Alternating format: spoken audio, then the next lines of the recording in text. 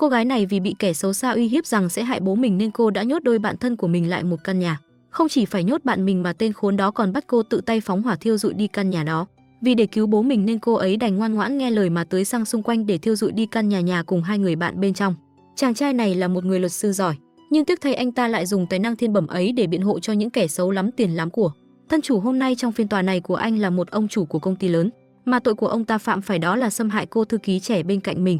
Dù bị kiện lên tòa thì ông ta lại vênh mặt không sợ trời, không sợ đất, vì ông ta biết rằng mình đã thuê được một người luật sư độc cô cầu bại. Quả nhiên dựa vào lý luận đanh thép và hiểu biết luật pháp sâu rộng mà Chamin đã đổi đen thành trắng, biến kẻ cưỡng hiếp thành người bị thư ký dụ dỗ. Mặc cho hoàn cảnh thảm thương của cô thư ký bị tên nhà giàu cưỡng bức đến sảy thai, phiên tòa kết thúc với phần thắng nghiêng về Chamin, nhưng lòng anh lại không vui nổi. Ra khỏi tòa án anh bị người ta ném trứng gà vào áo mà anh cũng chẳng màng tức giận.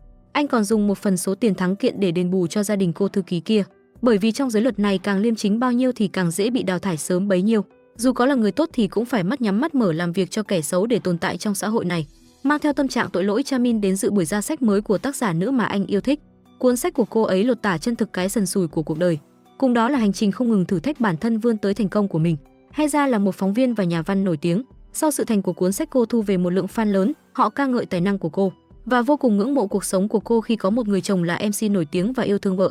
Nhưng tất cả chỉ đều là dứa rồi. Sau lớp mặt nạ dưỡng da của Heza là một bên má bị người chồng bạo hành. Anh ta là người nổi tiếng lại hòa đồng nên có lượng fan đông đảo. Nhưng khi trở về nhà, anh ta lại là một tên gia trưởng quản lý mọi lịch trình và hành động của vợ. Vì thế Heza rất không muốn về nhà. Sau buổi ra mắt, cô đi ăn cùng một fan hâm mộ trung thành cũng là đồng nghiệp phóng viên cũ. Cậu ta tên là Hyung Sung, một anh chàng có cuộc sống vô cùng mệt mỏi. Quyển sách của Heza viết dường như đã trần thuật chính xác cuộc sống này của anh. Nhưng điều Heza không thể ngờ đó là chỉ sau một đêm uống vài ly, ai có mà dè sáng hôm sau cô đã thấy mình với bộ đồ ngủ trên giường. Bên cạnh còn có quần áo của Hyun Sung. Khi đến công ty, phóng viên vây kín. Heza hỏi cô có thật là ngoại tình với cậu phóng viên trẻ Hyun Sung không, khiến Heza hoang mang. Vào trong văn phòng mở điện thoại lên. Lúc này cô mới biết từ khóa clip nhạy cảm của mình đã hot dần dần trên mạng. Theo những hình ảnh cô đi ăn cùng Hyun Sung, hình tượng cô gái nghị lực phút chốc bị phá vỡ. Trợ lý gọi điện báo các bên ký bản quyền hợp tác với sách của cô đều hủy hợp đồng. Người mua cũng đồng loạt trả sách. Sau một đêm sự nghiệp tan tành trong chân và gối, Heza lập tức chạy đến tìm Hyun Sung, nhưng anh ta như đã bốc hơi khỏi công ty. Thư ký của chồng cũng đưa cho cô đơn ly hôn. Heza đi đến đâu cũng bị người đời dè bỉu, còn cô vẫn chưa tin chuyện này lại xảy ra với mình. Vị trí top 1 MC nhà đài cũng rơi vào tay đối thủ Hana. Người chồng cũng không muốn nghe Heza giải thích bất cứ điều gì. Anh ta muốn cắt đứt mọi quan hệ với cô. Ngay cả thẻ ngân hàng của cô cũng bị đóng băng. Khi đi đổ xăng không thể trả tiền. Những quyển sách mà Heza tâm đắc nhất, đứa con tinh thần quý giá của cô, cứ thế mà bị ném vào một đống chẳng khác nào giấy vụn. Từ bà Hoàng sống trong nhung lụa có hàng trăm fan hâm mộ giờ phải chuyển vào căn trọ tăm tối chật hẹp. Cô tự hỏi tại sao cuộc đời bất công nên cọng lông không bao giờ thẳng như vậy cơ chứ. Đột nhiên Heza như nhớ ra điều gì đó. Lúc đó tên khốn đó tặng cho cô một đôi giày bata để đỡ đau chân, nhưng cô gái trong clip nóng lại đeo giày cao gót. Cô ta mặc đồ giống mình nhưng lại không để lộ mặt nên mới khiến mọi người nghi ngờ cô. Heza lập tức tìm đến văn phòng thám tử Tư mà cô tâm đắc nhất, nhưng nơi đây điện thì chập chờn không khác gì bỏ hoang. Cô bước vào văn phòng thám tử, vừa đi được vài bước lại bị một cô gái trích điện cho ngất xỉu. Thật ra Eun Hye làm vậy là vì cô tưởng có kẻ nào xấu xa lẻn vào. Khi ngồi nói chuyện với nhau, Eun Hye nhắc cho nữ chính biết họ đã quen từ lâu. Năm xưa khi còn là một phóng viên nhỏ vẫn phải đi săn tin tức để viết bài thì Heza và Eun Hye từng chạm mặt nhau. Quay lại hiện tại, Eun Hye là một người vui vẻ đến nỗi vô duyên khi cười vào vận xui của Heza. Heza cũng không chấp thì xui chịu, biết sao giờ. Cô nói bản thân đang bị gài vào một cái bẫy, sau đó nói cho Eun Hye biết mọi chứng cứ mà cô có. Eun Hye kế thừa văn phòng thám tử của bố để lại nên cô nhận sẽ giúp nữ chính vụ này với số tiền là 2 triệu won. Cuộc sống khốn khó không có tiền nên Heza phải vác tấm thân ngọc ngà của mình đi rửa xe. Luật sư Chamin rất quan tâm đến cô nên anh cho người điều tra và biết được văn phòng thám tử mà cô từng đến. Bên này Eun Hye đã chứng minh bản thân mình là một thám tử cừ khôi rất được việc khi đã bám đuôi theo dõi, rồi thành công chụp được ảnh giao dịch của chồng Heza cùng cậu phóng viên trẻ Hyun Sung và một người phụ nữ khác. Rõ ràng đây là một cái bẫy do chồng Heza lập ra để hủy hoại cô. Khi cô phát triển hơn ông ta thì ra khi cuốn sách của Heza được phát hành, vì sợ vợ sẽ nổi hơn mình nên gã chồng tệ bạc đã tát cho cô một phát đau điếng. Cô cũng không ngại mà tát lại hắn ta, chính vì thế mà hắn ghi thù. Đầu tiên phải xử lý cái nhỏ lẻ, trước đó chính là báo thù thằng khốn Hyun Sung. Hắn ta xuất hiện trước mặt nữ chính với sự đáng thương, nhưng khi lên mạng thì lại quẩy hết nước hết cái, vui chơi trong các club xa hoa. Chắc chắn là hãm hại cô xong được chồng cô cho tiền đây mà. Về việc bắt người giao cho Eun Hye là hợp lý nhất. Thân hình cao ráo, mái tóc suôn mượt, gơ dân tổ phóng đổ tim các anh ngạo nghễ bước vào club. Cô nhanh chóng thu hút được ánh nhìn của người khác, kể cả Hyun Sung. Rất nhanh hắn ta đã tiếp cận cô nhưng chưa biết ai là con mồi đâu. Vài phút sau đã thấy Eun Hye lôi Hyun Sung say xỉn ra khỏi quán bar và nhét lên xe của Heza. Họ đưa hắn về nhà trói vào bồn tắm. Eun Hye tạt nước cho tên này tỉnh rồi dùng điện đe dọa hắn. Hyun Sung càng sợ Eun Hye càng vui. Cô nhẹ nhàng khuyên Hyun Sung nên khai ra tất cả nhưng hắn vẫn quyết làm vua lì đòn. Thế là cô lấy ra thêm máy sấy tóc. Hyun Sung khóc thét hoảng loạn giải thích. Hôm đấy hắn ta không hề ngủ với Heza.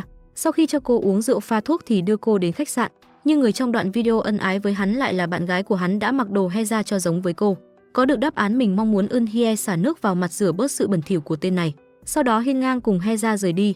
Xử xong tên Tae Gil giờ có thể tập trung vào nhân vật chính là thằng chồng tệ bạc. Thám tử lừng danh Eun Hye lại ra tay, cô lẻn vào phòng khách sạn hắn đang ở. Tiếp cận cô, phục vụ giả vờ va vào cô ấy để nhảy đi tấm thẻ phòng rồi lại vờ như mình để quên ví để không bị nghi ngờ. Nhảy được tấm thẻ nên Eun Hye thành công vào được phòng của chồng Heza. Lúc này anh ta cũng tập gym xong chuẩn bị về phòng. Eun Hye mở bộ cáp đặt camera ẩn vào trong, bước chân về phòng của chồng Heza càng ngày càng gần. Eun Hye nhanh chóng thu dọn đồ đạc như, dù cái tay cũng khá nhanh nhưng vẫn không bằng tên chồng vũ phu kia. Cô lắp xong dây cáp cuối cùng thì chồng Heza cũng về phòng. Eun Hye không kịp chuồn phải nấp sau bức tường, tình thế căng thẳng đến nghẹt thở thì điện thoại của cô lại tinh lên. Chồng Heza nhận ra điều bất thường cẩn thận tiến về phía âm thanh. Eun Hye tưởng kỳ này toi đời rồi thì may mắn anh ta lại bị thứ khác thu hút đi. Những dây cắm cáp bị lỏng đã khiến chồng Heza để ý đến nhưng anh ta lại lựa chọn lờ đi. Eun Hye nhân cơ hội đó nhanh cái chân lẻn ra ngoài lắp lại cáp kỹ càng rồi mới rời đi. Kế hoạch chẳng bao lâu sau đã có kết quả. Camera trong bộ cáp đã hoạt động hết công suất quay lại được cảnh ân ái sắc nét của thằng chồng và con bồ nhí. Chồng Heza tuyệt tình cũng đừng trách cô tuyệt nghĩa. Đoạn ghi hình đó đã được cô đăng phát trực tiếp trên mạng xã hội cho bản dân thiên hạ thưởng thức. Trực tiếp một vụ bùng nổ tin tức xảy ra, thần tượng của họ lại là kẻ trăng hoa sao. Heza cũng cho phát đoạn ghi âm lời thú tội của Hyun Sung để minh oan cho mình. Bây giờ mũi dao dư luận đã chuyển hướng nhắm về chồng Heza, kẻ bội bạc ngoại tình và hãm hại vợ. Đừng ép một con người vào bước đường cùng vì lúc đó bạn sẽ không biết họ sẽ biến thành người thế nào đâu. Mọi chuyện thú vị thế này càng thêm thu hút sự chú ý của anh luật sư. Chồng Heza ngủ cùng với bồ nhí nên không biết video nóng của mình đã bùng nổ khắp mạng xã hội. Anh ta còn chẳng thèm đoái hoài đến điện thoại của trợ lý và công ty quản lý. Đến khi nhận điện thoại thì mới bất ngờ ngỡ ngàng và bật ngữ. Cô bồ nhí không ai khác là kẻ đối đầu với Heza ở đài truyền hình. Cô ta chỉ sau một đoạn clip đã bị dân chúng phẫn nộ biểu tình yêu cầu phải từ chức. Khi tên chồng khó ưa đến công ty thì cánh nhà báo đã vây quanh xe anh ta, còn có người ném trứng gà vào cửa xe. Từ một ông chồng quốc dân trở thành kẻ rác rưởi bị xã hội ruồng bỏ. Vào bên trong thì lại được thông báo các hợp đồng giá trị đã bị hủy hết. Hình ảnh đại diện của anh cho các nhãn hàng cũng bị hủy, khiến sự nghiệp anh ta bị hủy hoại và đó chính xác là những gì mà hắn đã khiến Heza phải chịu. Giờ đây quả táo thì nhãn lồng thôi, để đổi trắng thay đen lấy lại hình ảnh. Tên chồng Heza hét vào mặt trợ lý tìm đến anh luật sư Chamin, nhưng Chamin lại chỉ mong muốn Heza liên hệ làm việc với mình để anh lấy lại công bằng cho cô. Biết sau khi bị trả thù chồng Heza sẽ không tha cho cô nên Eun Hye đưa cho Heza một phong bì, bảo cô cầm tiền trốn sang Mỹ. Heza lại lo lắng cho Eun Hye, nhưng Eun Hye đảm bảo không sao vì cô có tay trong đó là Lisa, một hacker chuyên nghiệp. Cô ấy đã hack camera xóa mọi hình ảnh cho Eun Hye. Tối đó trên đường về nhà, Heza đã gặp Chamin đang khổ sở với máy bán hàng tự động. Thế là cô đã cho anh vài ngàn tiền lẻ mua nước khiến anh càng thêm ấn tượng. Vì ngày hôm nay Heza vui vẻ nên mới muốn lan tỏa niềm vui với mọi người. Nhưng cô chưa cười tươi được bao lâu thì đã gặp luật sư của chồng đến bế lên đồn cảnh sát. Heza phủ định video là do mình tuồn ra ngoài, vì họ có tìm cũng chẳng ra bằng chứng đâu mà, nhưng họ ỷ cô một mình yếu thế liên tục chèn ép. Lúc này Chamin bất ngờ xuất hiện chỉ một chai nước vỏn vẹn 500 won cho anh. Chamin đã tự nguyện làm luật sư cho cô. Anh đưa ra các bằng chứng mình thu thập bấy lâu để minh oan cho Heza, chứng tỏ cô vốn bị kẻ khác vu oan bôi nhọ danh dự. Luật sư biết gặp phải thứ dữ rồi nên câm nín không dám combat. Chamin đã giúp rồi thì giúp đưa cô thoát báo chí và đưa về tận nhà. Nhưng thật ra văn phòng luật của Chamin nằm đối diện văn phòng thám tử của Eun Hye nên anh cũng tiện đường. Anh mời Heza lên văn phòng của mình. Sau vài câu mở lời đơn giản, Chamin đã đi vào vấn đề chính. Anh muốn hợp tác với Heza để trả thù đám nhà giàu. Trước kia anh chỉ có thể câm nín trước đồng tiền, nhưng giờ thì anh không thể chịu sự dằn vặt lương tâm nữa. Anh đưa vụ án của cô thư ký mang thai bị sếp cưỡng bức cho Heza xem để lập kế hoạch trả thù giúp cô ấy. Còn anh sẽ ở phía sau hỗ trợ pháp lý Heza đem vụ này về nói với Eun Hye. Eun Hye thắc mắc kẻ này có phải bị tâm thần không? Hắn ta nhận tiền biện hộ cho kẻ giàu, sau đó lại dùng tiền đó âm thầm giúp người nghèo trả thù sao? Nhưng Eun Hye cũng đâu mấy bình thường, cô đồng ý chơi vụ này còn đặt tên đội của họ là công ty báo thủ Heza. Heza thì chị vẫn đang suy nghĩ vì chị là phóng viên chứ không phải kẻ liều lĩnh và anh hùng. Sáng hôm sau cô đã đến gặp quản lý mong sẽ nhận lại vị trí MC, nhưng chị quản lý không muốn mạo hiểm. Dù Heza đã được giải oan nhưng giờ cho cô lên chương trình thì vẫn hơi sớm. Thế là Heza đành thất vọng trở về. Đang buồn thì con trai gọi đến. Thì ra Heza đã có con với chồng cũ và thằng bé cũng lớn. Cậu bé gọi điện hỏi thăm tình hình của mẹ. Bé vẫn chưa biết bố mẹ mình ly hôn và rắc rối của hai người. Heza gắng gượng mỉm cười nói chuyện với con trai. Vừa cúp máy với con trai thì Eun Hye gọi đến báo tin. Kênh báo thủ mà Heza lập để đăng video đã có nửa triệu người đăng ký. Ai cũng nghĩ kênh này do Heza lập nhưng cô và Eun Hye không hề lộ mặt. Giờ họ dùng kênh này báo thù cho những người khổ khác, dự tính là kênh sẽ bùng nổ và Heza sẽ sống nhờ YouTube mà không cần xin về làm phóng viên quèn nữa. Thế là Heza đã đưa ra quyết định làm người hùng giấu mặt. cô tìm đến Chamin đồng ý hợp tác. Nhưng sau khi Heza rời đi, ánh mắt Chamin lại chan chứa một nỗi niềm trả thù gì đó rất xót xa. Quay lại 3 năm trước khi Chamin còn phục vụ trong quân đội, chị gái ở nhà đột nhiên gọi điện cầu cứu anh rằng chị đang bị ép buộc và đang gặp nguy hiểm. Rồi điện thoại chợt tắt. Khi đó bản tin trên TV đưa tin do Heza làm MC chính rằng chị gái anh làm gái mại dâm và bị phanh phui. Chamin ngỡ ngàng không hiểu chuyện gì đang xảy ra vậy chứ. Quay về hiện tại, người phụ nữ áo đỏ này là chủ đài phát thanh, cô ta cho chồng Heza 3 tuần để lấy lại danh tiếng. Nếu không sẽ đá ông ra khỏi giới giải trí. Có thể thấy dù danh tiếng nổi trội nhưng đứng trước người phụ nữ quyền lực, hắn vẫn không dám bật và rất khúm núm. Bên này Chamin anh nói ẩn ý với trợ lý mình sẽ giúp Heza lấy lại sức mạnh, mục đích để cô ấy trở thành chìa khóa gian lận cho kế hoạch của họ. Trên màn hình TV đang phát sóng lại vụ án của một cô gái khác giống chị Chamin do Heza đưa tin. Heza thấy bản tin mà mình làm MC và viết kịch bản vẫn được nhà đài phát sóng trong khi đã đuổi việc cô. Heza hùng hổ xông vào đài truyền hình đòi lại công bằng. Một là cho cô trở lại làm việc, hai là cô sẽ đệ đơn để dừng chương trình. Nhưng bọn họ không giải quyết mà còn thách thức cô lên gặp CEO mà khiếu nại. Heza ra bên ngoài lại thấy nạn nhân chính là cô thư ký mang thai bị sếp cưỡng hiếp đang được xe cấp cứu đưa vào đi với tình trạng nguy cấp. Cũng may cô ấy đã được cứu sống nhưng cô không hề vui, cuộc đời thấp cổ bé họng khiến cô chẳng thiết sống nữa. Heza đứng bên ngoài nhìn vào có cảm giác thất vọng về cuộc đời và cảm thấy mình phải giúp cô ấy trả thù.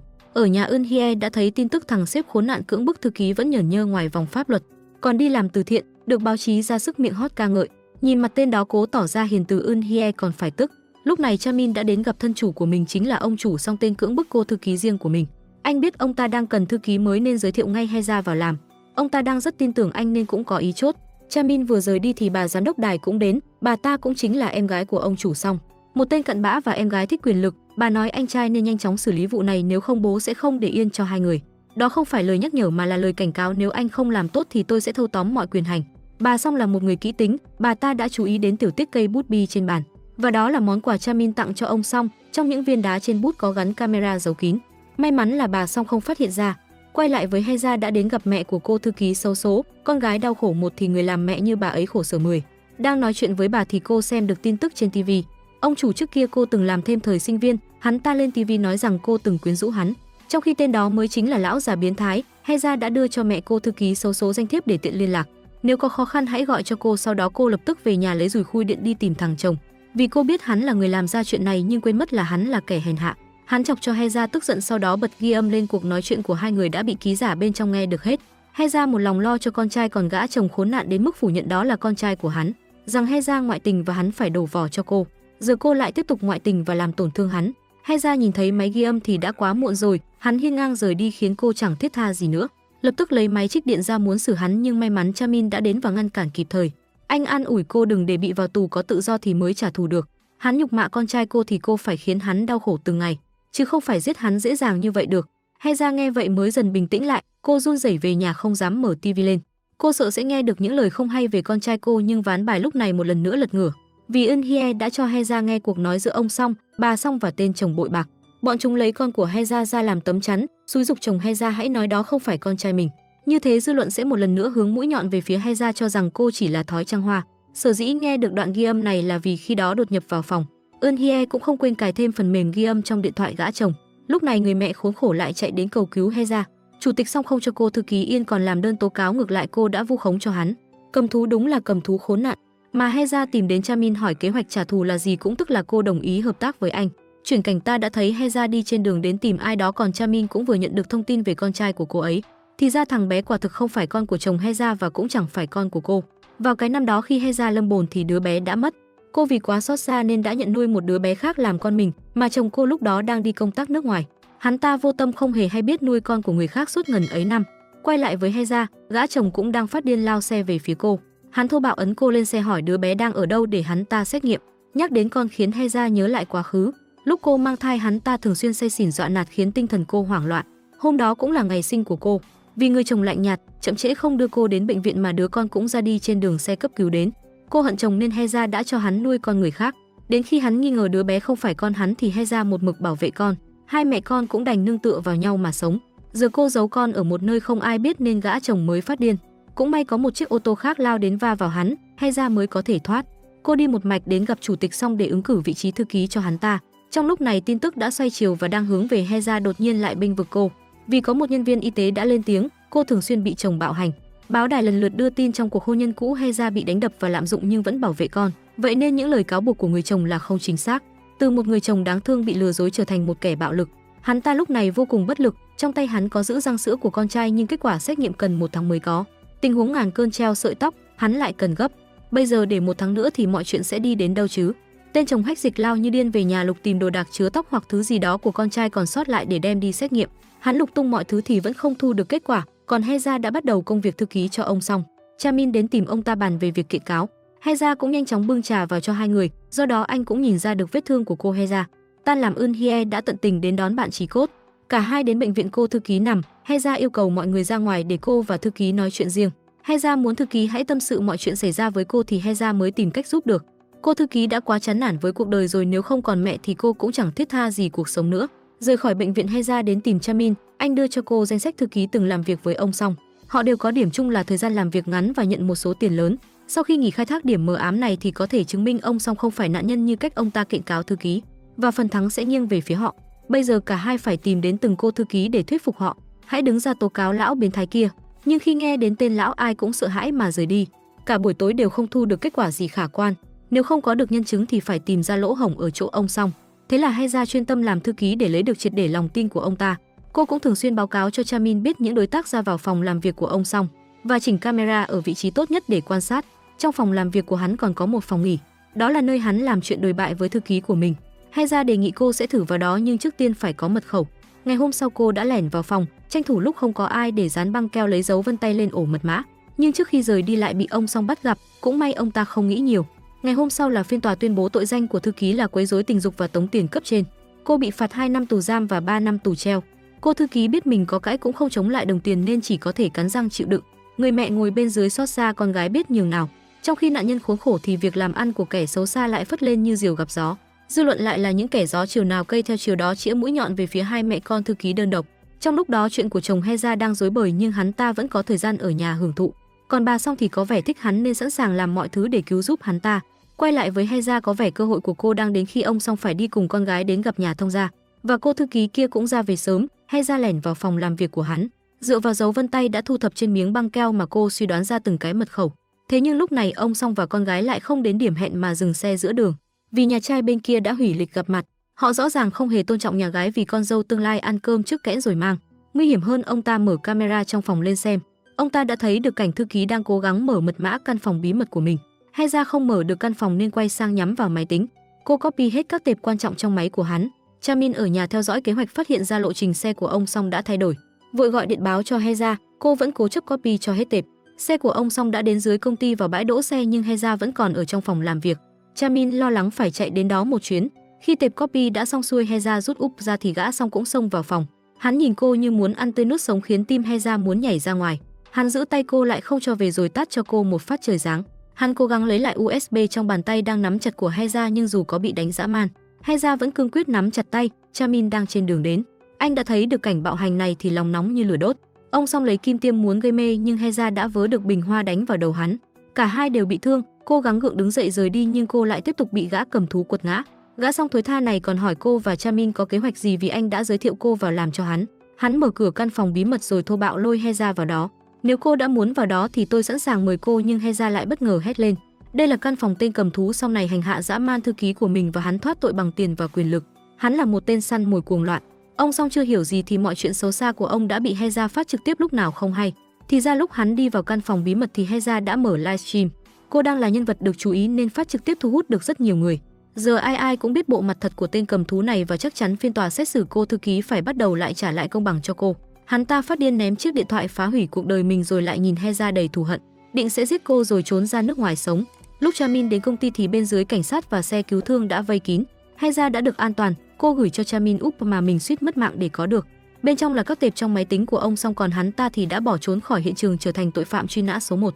Xử lý xong vụ này, Eun Hye và Heza mới có thể nhậu với nhau một bữa. Cũng trong lúc đó một mạch phim khác diễn ra gia đình của hai anh em nghèo mất bố, mà người bố đó lại chính là tài xế năm xưa chở chị gái của Chamin. Trên đường đi may mắn ông phát hiện ra cô và cởi trói cô mới trốn kịp thời. Nhưng chiếc xe của ông thì thảm rồi, bị kẻ khác hại cắt đứt dây phanh mất đà xảy ra tai nạn. Người tài xế mất mạng bỏ lại gia đình nghèo khó nên cậu con trai lớn phải đi làm thêm phụ giúp gia đình. Cậu làm thu ngân tại cửa hàng tiện lợi gần chỗ Eun Hye và Heza sống. Tối về lại thấy bọn cho vay nặng lãi đến đòi tiền còn đánh em trai. Chúng dụ dỗ hai anh em theo con đường phạm pháp nhưng người anh nhất quyết không chịu quay lại. Hiện tại chủ tịch công ty phải họp cổ đông để giải thích về vụ lùm xùm của ông Song. Chủ tịch Kim là bố của gia tộc Song. Ông Kim không quan tâm máu mủ ruột thịt mà chỉ quan tâm quyền lợi, do chuyện này con gái cũng có liên quan. Vì bao che cho anh họ nên ông Kim để cho hội đồng tự định tội cô. Lúc này chồng Heza cũng phải đến gặp luật sư Chamin vì anh đang nắm trong tay đoạn video hắn khống chế Heza ngay giữa phố. Tội này sẽ cấu thành tội cố ý giết người. Bên phía Heza đã bắt đầu quan tâm hơn đến văn phòng báo thù của mình. Cô cũng không quên trả tiền nhà cho Eun Hye vì đang ở ké. Nhưng khi thấy Eun Hye đưa số tiền đó cho Kem, cậu bé làm ở cửa hàng tiện lợi, Heza lại cảm thấy khó chịu. Khi Chanmin đưa vụ án mới cho cô, đó là vụ đội cho vay nặng lãi thường xuyên đến bạo hành hai đứa nhỏ không có tiền trả. Eun Hye muốn nhận để giúp cậu bé Kem nhưng Heza lại từ chối thẳng thừng. Do đó mà hai người cãi nhau, Heza cho rằng vay thì phải trả thôi, chẳng có gì to tát cả. Eun Hye trách cô sao lại vô tâm như thế, chẳng lẽ chưa bao giờ nhận sự giúp đỡ của ai hay sao? Heza lại trả lời thẳng thừng là chưa, khiến Chamin chạnh lòng. Ký ức của anh quay về 10 năm trước, khi đó chị gái anh còn làm MC đài truyền hình. Khi Chamin đến nhà đài tìm chị gái thì nghe được đồng nghiệp của chị nói chị gái Chamin đã giúp Heza có được công việc tại nhà đài. Do đó cô mới cưới được người chồng giàu có. Hiện tại cũng do đó mà chị gái Chamin mới mất việc. Vậy mà hiện tại Heza lại nói chưa từng được giúp đỡ sao? Nhưng vẫn là khoảng thời gian đó ký ức của Heza lại khác với anh. Chị Chamin giới thiệu công việc cho cô, đó là việc chị ấy đang làm. Chị ấy muốn Heza thế chỗ vì người cấp trên làm việc là kẻ đào hoa biến thái, cũng tức là chồng Heza hiện tại. Từ đó cuộc đời cô mới lâm vào bể khổ thế này nên cô mới nói không ai giúp cô. Buổi tối trên đường về, Heza đã bắt gặp hai anh em Kem đơn độc phải chống chọi lại lũ cho vay nặng lãi. Nhìn hai đứa nhóc tội nghiệp, biết bao những người đứng xung quanh không ai dám ngăn cản hành vi bạo lực của tên trùm mà chỉ hòng hớt. Heza cũng vậy, cô chẳng thể làm gì hơn đành quay lưng đi né tránh ánh mắt mong chờ của cậu bé ấy. Heza cũng có con nhỏ nên nói không đau lòng thì chỉ là nói dối. Cô nhớ lại lời Chamin nói hai anh em không cha mẹ nên là mục tiêu cho bọn xấu gán tội rút tiền bất hợp pháp cho bọn chúng. Đây không đơn giản là cho vay và trả nợ nữa rồi. Heza trở về nhà, cô ngửi thấy một mùi lạ trong căn phòng. Nhưng khi muốn mở cửa kính thì nó bị ghim cứng, bên ngoài cửa chính ai đó đã chốt khóa lại. Chanmin xem camera thấy có kẻ lạ cũng phát giác ra điều bất thường, anh lập tức chạy đến tìm Heza. Lúc này cô đã chạm mặt kẻ đột nhập, đó không ai khác là Hyun Sung. Hắn cầm dao đe dọa rồi đá cho cô một phát vào bụng mà chẳng hề thương hoa tiếc ngọc. Hyun Sung mở khí ga rồi cầm bật lửa, anh dọa rằng sẵn sàng chớt cùng Heza. Vì cuộc đời của hắn bây giờ thảm hại quá rồi. Heza không sợ chớt vì cuộc đời cô vốn đã chớt từ năm mất đứa con ruột rồi. Cô biết anh ta chỉ muốn đến đây xả giận chứ không dám quy y nên Heza thản nhiên cầm bình cứu hỏa phá khóa. Quả nhiên anh ta không dám bật lửa thật. Thế nhưng điều bất ngờ lại xảy ra. Khi Heza mở cửa, bên ngoài xuất hiện có một bóng đen. Hyun Sung phát giác ra điều bất thường. Anh xoay người lập tức đỡ thay cho Heza một nhát đâm chí mạng. Kẻ cầm dao với đôi tay run rẩy lại chính là Kem. Thì ra vì không có tiền trả nợ nên cậu ta phải nghe theo sự điều khiển của tên cho vay nặng lãi. Mà Heza đắc tội nhiều người nên hắn cũng chỉ được thuê để trừ khử cô. Hắn giao lại chỗ này cho Kem tự giải quyết để chứng minh bản lĩnh đàn em của hắn. Thấy Hyun Sung đang nguy kịch, Heza lập tức lấy điện thoại muốn gọi cấp cứu nhưng Kem lại phát điên lên. Tưởng cô báo cảnh sát mà lao đến muốn đâm cô, cũng may Eun Hye xuất hiện kịp thời dùng tay không đỡ nhát dao đó. Thấy người chị tốt bụng đã giúp mình bị chính mình làm tổn thương, Kem đã hoảng loạn làm rơi con dao. Cũng trong lúc này Chamin đã xông vào phòng nhưng đó lại là phòng của bà Song. Chamin giải thích mình vốn không nhắm vào bà ta mà là chủ tịch Kim. Bố của bà biết bà Song vốn không ưa bố nhưng bị quyền hành của ông áp đảo. Chamin nói thẳng Heza là con chó săn mà tôi thả ra để săn chủ tịch Kim. Chamin đề nghị sẽ giúp bà xử lý ông Kim, chỉ cần bà ngồi yên đừng nhúng tay vào. Sở dĩ bà Song ghét bố mình như vậy là vì lúc mẹ bà đang bệnh nặng, ông ta lại nói ra những lời cay nghiệt, không cho con gái điều hành cả công ty mà ông ta phải kiếm một đứa con trai riêng, bởi vì con gái cuối cùng cũng bị đàn ông xoay chuyển mà thôi. Từ trước đến giờ ông ta chỉ toàn nói chuyện quyền lực, dù vợ đang ốm ông cũng chẳng quan tâm, đó là lý do khiến bà Song ghét đáng bố mình. Còn về Heza đã hiểu được cảm giác nợ tiền mà không thể trả được là như thế nào. Do cô bán sách thua lỗ nên nợ tiền của cả công ty xuất bản và công ty bảo hiểm. Nhìn lại sự khốn khổ của hai anh em, Heza mới cảm thấy mình đã vô tâm đến thế nào. Người anh bị bắt vào tù, giờ người em lại bị bọn chúng kéo đi làm việc bất hợp pháp. Dù sao nó chỉ là một đứa trẻ mồ côi đáng thương. Cô tìm đến phòng giam của Kem, hỏi cậu bé có muốn xin giúp đỡ không, với đôi mắt chân thành cùng sự hối lỗi. Các em đã cầu xin Heza hãy giúp đỡ. Ánh mắt Heza chan chứa sự cảm thông và mạnh mẽ lạ thường. Cô đến chỗ Chamin lấy thông tin về hai cậu bé rồi ngồi ở nhà nghiên cứu suốt đêm vạch ra kế hoạch báo thù. Còn Chamin cũng điều tra ra vì sao Heza bị tên cho vay nặng lãi nhắm đến. Vì cô nợ tiền nhà sản xuất và công ty bảo hiểm nên họ đã bán trái phiếu của cô cho bọn đòi nợ thuê. Từ đó bọn chúng mới cho Kem đến gây sự đe dọa cô. Chamin nghi ngờ đây là thủ đoạn của chủ tịch Kim. Anh phải điều tra rõ vụ này trước. Eun Hye bị thương ở tay đã nằm gọn trong bệnh viện, không còn đụng là chạm đến là đón được nữa. Heza đi đến nói cô sẽ nhận giúp vụ Kem. Cô hiểu lầm rằng hôm trước Eun Hye đưa phong bì tiền cho cậu bé là vì hai người yêu nhau. Nghe vậy khiến Eun Hye ngã ngửa, cậu bé đó gọi cô là thím cũng được luôn đấy chứ mà yêu. Eun Hye giải thích cô đưa tiền cho cậu vì cậu ta đã giúp cô trong một số chuyện điều tra, lắp thiết bị ghi âm giúp, nên đó hoàn toàn là tiền công mà thôi. Hyun Sung đang chán đời cũng muốn tham gia vào biệt đội báo thù của Heza. Cậu muốn cải tà quy chính, làm lại người tốt từ đầu. đánh kẻ chạy đi không ai đánh người chạy lại, kết nạp thêm thành viên để tăng sức mạnh. Heza bắt đầu phổ biến nội dung, lần này cho Eun Hye và Hyun Sung rằng cô bị xếp vào con nợ của bọn cho vay nặng lãi, nên chuyện này cũng có liên quan đến cô và em trai Kem đang bị bọn chúng lợi dụng. Hyun Sung đề nghị bọn chúng đang tuyển người, nên anh xung phong ứng cử vào đó làm gián điệp để thu thập thêm bằng chứng bất hợp pháp của chúng. Để Hyun Sung không bị nhận ra sớm, hai cô nàng tinh nghịch đã đổi kiểu tóc cho anh. Cùng lúc đó, Chamin đã nhờ người giúp mình tiếp cận được ông Kim. Anh là một luật sư có tiếng nên có thể ngồi nói chuyện với ông ta. Anh lấy lý do bản thân không đơn thuần muốn làm luật sư giá cao nữa mà muốn tiến vào giới chính trị với tài năng và bản lĩnh của anh. Nếu được ông Kim hậu thuẫn thì sau này sẽ làm cánh tay đắc lực cho ông. Nhìn vào đôi mắt tràn đầy bản lĩnh của cậu trai trẻ trước mặt, ông Kim đã đồng ý. Rất nhanh Chamin đã có thể giữ chức nhóm trưởng kiểm toán trong công ty của ông Kim. Quay lại với bộ ba Hyun Sung, Heza và Eun Hye, hai cô nàng đã thành công biến Hyun Sung trở thành một tên côn đồ chính hiệu, với quả đầu không thể cháy phố cùng đó là tattoo chữ thập rất oách xà lách. Nhìn anh giờ rất chi là BAD boy. Hyun Sung sau đó cũng bắt đầu xuất trận. Vốn là công ty không đàng hoàng nên ông chủ nhìn cái mặt cùng cái đầu cháy phố, thế là ông ta cũng liền nhận ngay. Sau giây đầu tiên đã cho cậu đi thực hành cùng cả hai đến quán nhỏ của một người phụ nữ. Vừa lúc con gái bà ấy đi học về, ông chủ đưa danh thiếp trèo kéo cô bé đi làm cho mình để trả nợ thay mẹ. Người phụ nữ tức giận cắn răng đưa ra tiền để trả nợ. Đúng là nặng lãi lãi mẹ đẻ lãi con, mà tiền chúng lấy lại là tiền đóng tiền học của cô bé kia. Hyun Sung thấy cảnh này cũng không thể nhịn được sự tức giận, nhưng để lấy được triệt để lòng tin của ông chủ, anh phải nhịn nhục. Giờ anh phải theo ông ta đến đòi tiền Heza. Cả hai chị em cũng diễn như thật, phá tung đồ đạc khiến ông chủ chỉ biết đứng ngoài run rẩy. Hyun Sung chụp ảnh con trai đe dọa Heza nếu không trả tiền sẽ nhắm vào cậu bé, ánh mắt ác như thật. Bên ngoài nhìn khiến ông chủ cộng cho một điểm vỗ tay hoan hô, thằng đệ mới này có vẻ được việc phết. Do biểu hiện xuất sắc nên Hyun Sung cũng nhanh chóng nghe lén được vài chuyện làm ăn của ông chủ. Khi về anh đưa cho Heza xem, Eun Hye mở lên nghe mới biết tối nay bọn chúng có cuộc trao đổi nào đó. Không nhiều lời, Heza lập tức lên đồ rời đi. Đợi bọn chúng giao dịch xong, cô đã lẻn vào công ty đó. Dựa theo mật khẩu mà Hyun Sung cung cấp thành công mở được cửa, rồi vào mở nút tủ bảo mật lấy ra văn kiện quan trọng chụp hình lại. Hyun Sung canh bên dưới thấy bọn chúng đã về vội gọi điện thông báo cho Heza. Cô lập tức đóng tủ nhưng bên ngoài cửa chính đã sáng đèn nên chỉ có thể chùn cửa sổ. Đứng bên ngoài cô ghi âm được ông chủ lớn của bọn chúng làm việc cho công ty bảo hiểm FP của ông Kim. Hắn ta ra chỉ thị kẻ nào nợ không trả thì cứ cho ra chợ cá. Heza chưa biết chợ cá là gì thì chỉ một cơn gió lướt qua đã khiến cô bị phát hiện phải bỏ chạy. Heza không muốn Hyun Sung bị phát hiện sớm nên không cho cậu đến cứu. Cũng may có do Yoon đến ứng cứu kịp thời, tên trùng cây cú trút giận lên ông chủ. Sau đó nói bên ngoài cửa có camera nên khi nhìn mặt kẻ đột nhập vào đồng bọn thì cho bọn nó vào chợ cá đi. Sáng hôm sau Heza đã đem đến danh sách các công ty trái phiếu đã được chuyển giao cho bọn cho vay nặng lãi. Quay lại với gã chồng, Heza thấy mình không được bà Song giúp đỡ nên hùng hổ đến tìm bà ta. Bà Song lại nói bản thân không hề liên quan đến hắn nên không có nghĩa vụ phải giúp. Huống hồ gì giờ hắn được tự do không còn dính líu đến Heza nữa. Tên chồng của Heza lại muốn mọi thứ quay về vị trí cũ. Bà Song hết cách lấy ra hình ảnh hắn ta chơi thuốc, nhắc nhở hắn nên quý trọng cuộc sống tự do. Hắn cũng lấy ra cảnh bà và hắn thân mật. Còn có đoạn ghi âm bà dụ hắn đem con của Heza đi xét nghiệm ADN. Giờ ngồi chung thuyền buộc chặt dây với nhau rồi, ai bị đẩy xuống nước thì kẻ còn lại cũng bị kéo theo thôi. Lúc này anh em nhà Do Yoon đã nằm trong tay ông chủ vay nợ. Hắn ta cầm dao tiến về phía trước dọa dẫm hai cậu bé. Tối đó Heza nhận được tin nhắn lạ liền đến điểm hẹn nhưng chưa được 3 giây đã có hai người trùm kín đầu cô bắt đi. Bên phía Chamin, anh đã được chủ tịch Kim để ý hơn, ông ta bao nguyên cả quán bar chỉ để thưởng thức đồ uống và nghe nhạc.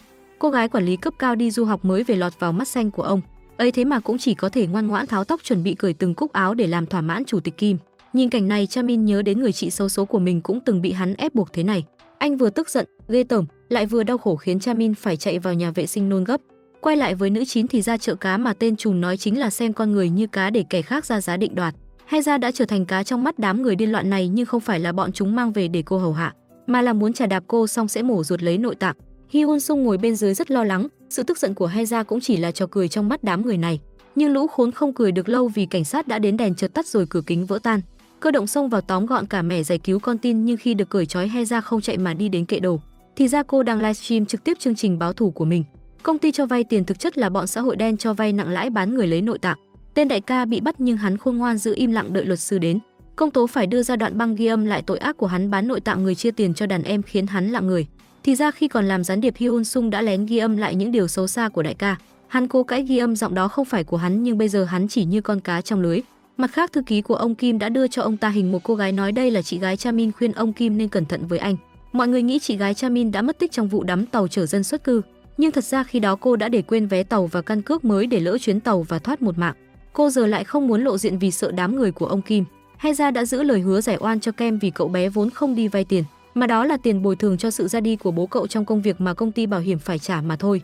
Kênh biệt đội báo thù của Heza cũng phát triển vô cùng tốt, có phóng viên còn muốn đưa chủ đề này lên nhà đài. Quản lý vì sợ đắc tội với ông Kim và bà Song nên cấm chương trình phát sóng. Để ăn mừng chiến thắng này, đội của Heza và Chamin đã đi ăn nhậu một bữa, nhưng vẻ Hyun Sung và thư ký của Chamin không hợp nhau cho lắm. Còn Chamin thì thảm rồi, không ăn được cay mà bà chị Eun Hye nhét nguyên cuốn rau cùng một đống ớt vào khiến anh ho sặc sụa. Heza chu đáo đi lấy nước mật ong cho anh, khiến Eun Hye lại bắt đầu tưởng tượng tên con giúp hai người. Chị Heza cũng gọi điện cho con trai nói với thằng bé đừng lo gì cả vì cô sống rất tốt. Điều này khiến Chamin do dự có nên lợi dụng đẩy cô vào nguy hiểm nữa không. Chuyển cảnh sáng hôm sau, ông Kim đã gọi Chamin qua phòng gặp mặt nhưng không vạch trần hay chất vấn gì nhiều, mà lại cảm thấy anh sẽ là một con chó trung thành. Còn Chamin anh phải đẩy cho tin tức bê bối tài chính dâng cao để liên kết nó với công ty bảo hiểm. Như thế mới nhanh gây ra ảnh hưởng với ông Kim. Thế là anh tìm đến Heza đưa cho cô kịch bản nhấn mạnh vào nỗi đau thể xác và tinh thần của nạn nhân để gây ra bão dư luận. Heza cũng đã nhắm vào chủ tịch Kim. Chamin vừa giao kế hoạch cho Heza xong liền cảm thấy do dự, vì sợ anh sẽ hại một người phụ nữ phải trải qua nhiều đau khổ rơi vào nguy hiểm lần nữa. Nhưng thư ký đã nhắc cho anh nhớ Heza đã đẩy chị gái anh vào nguy hiểm nên không được mềm lòng với cô ta. Lỡ lợi dụng rồi thì không được quay đầu nữa. Heza là phóng viên, cô ta sẵn sàng vạch trần người khác để câu view giật tít, và cuộc sống của người bị vạch trần rơi vào nguy hiểm. Chính cô ta đã làm thế với chị gái của anh nên anh không được mềm lòng. Sở dĩ Choi Do phản ứng dữ dội như vậy là vì vụ đắm tàu năm đó có người thân của cậu. Vì quá hận gã thuyền trưởng nhận tiền hối lộ chở người quá trọng tài, cậu đã đánh lén ông ta nên bị bắt nhốt. Khi đó Chamin đã chìa tay ra với cậu. Nhìn tấm ảnh ông Kim, Choi Do hiểu cả hai có chung kẻ thù nên mới bắt tay hợp tác với Chamin. Quay lại hiện tại, Chamin đã nói chuyện riêng với Heza. Ông Kim không phải người đơn giản nên nếu cô muốn vạch trần ông ta thì cần suy nghĩ kỹ. Heza nhớ lại cuộc nói chuyện của tên trùm, hắn có nhắc đến công ty bảo hiểm mà đó là công ty của ông Kim nên cô sao có thể bỏ qua chứ. Đột nhiên lúc này Heza lại nhận được tin nhắn của chồng cũ ép cô phải ra gặp mặt, nếu không sẽ làm hại đến con trai, nhưng Chamin đã ngăn Heza lại. Anh nói cô đi gặp hắn một mình rất nguy hiểm. Quả nhiên bên phía chồng Heza hắn đến điểm hẹn thì bị tên trùm đánh ngất, và tin nhắn đó là do tên trùm gửi để dụ Heza vào bẫy. Tên trùm này cũng chính là kẻ truy bắt chị Chamin trong quá khứ. Heza đến điểm hẹn, tên trùm đang muốn ra tay với cô thì lại thấy Chamin, phía sau còn là xe cảnh sát nên hắn đành rút lui trước. Heza đến nơi không thấy ai gọi điện, gã chồng cũng không bắt máy. Cô chỉ lo lắng hắn làm hại đến con trai mình, nhưng may mắn khi gọi điện thì thằng bé vẫn an toàn. Bên nước ngoài, tên trùm kia chính là người của bà Song. Vì bà quá ngứa mắt với chồng Heza nên mới sai đàn em xử hắn luôn. Mặt khác, bên phía ông Kim đột nhiên lại nhận được bưu kiện được ký gửi từ nhiều năm trước. Đó là của chị gái Chamin, bên trong là bức thư chủ tịch có một đứa con, bạn tôi đang chăm sóc nó. Làm ơn hãy tìm đứa nhỏ và bảo vệ nó. Kèm theo đó là giấy khai sinh bản cũ của đứa trẻ. Quay lại với Heza, có lẽ cô đã bắt đầu có cảm giác lạ với Chamin, vì hôm qua anh đã giữ tay cô lại không muốn cô đến nơi nguy hiểm.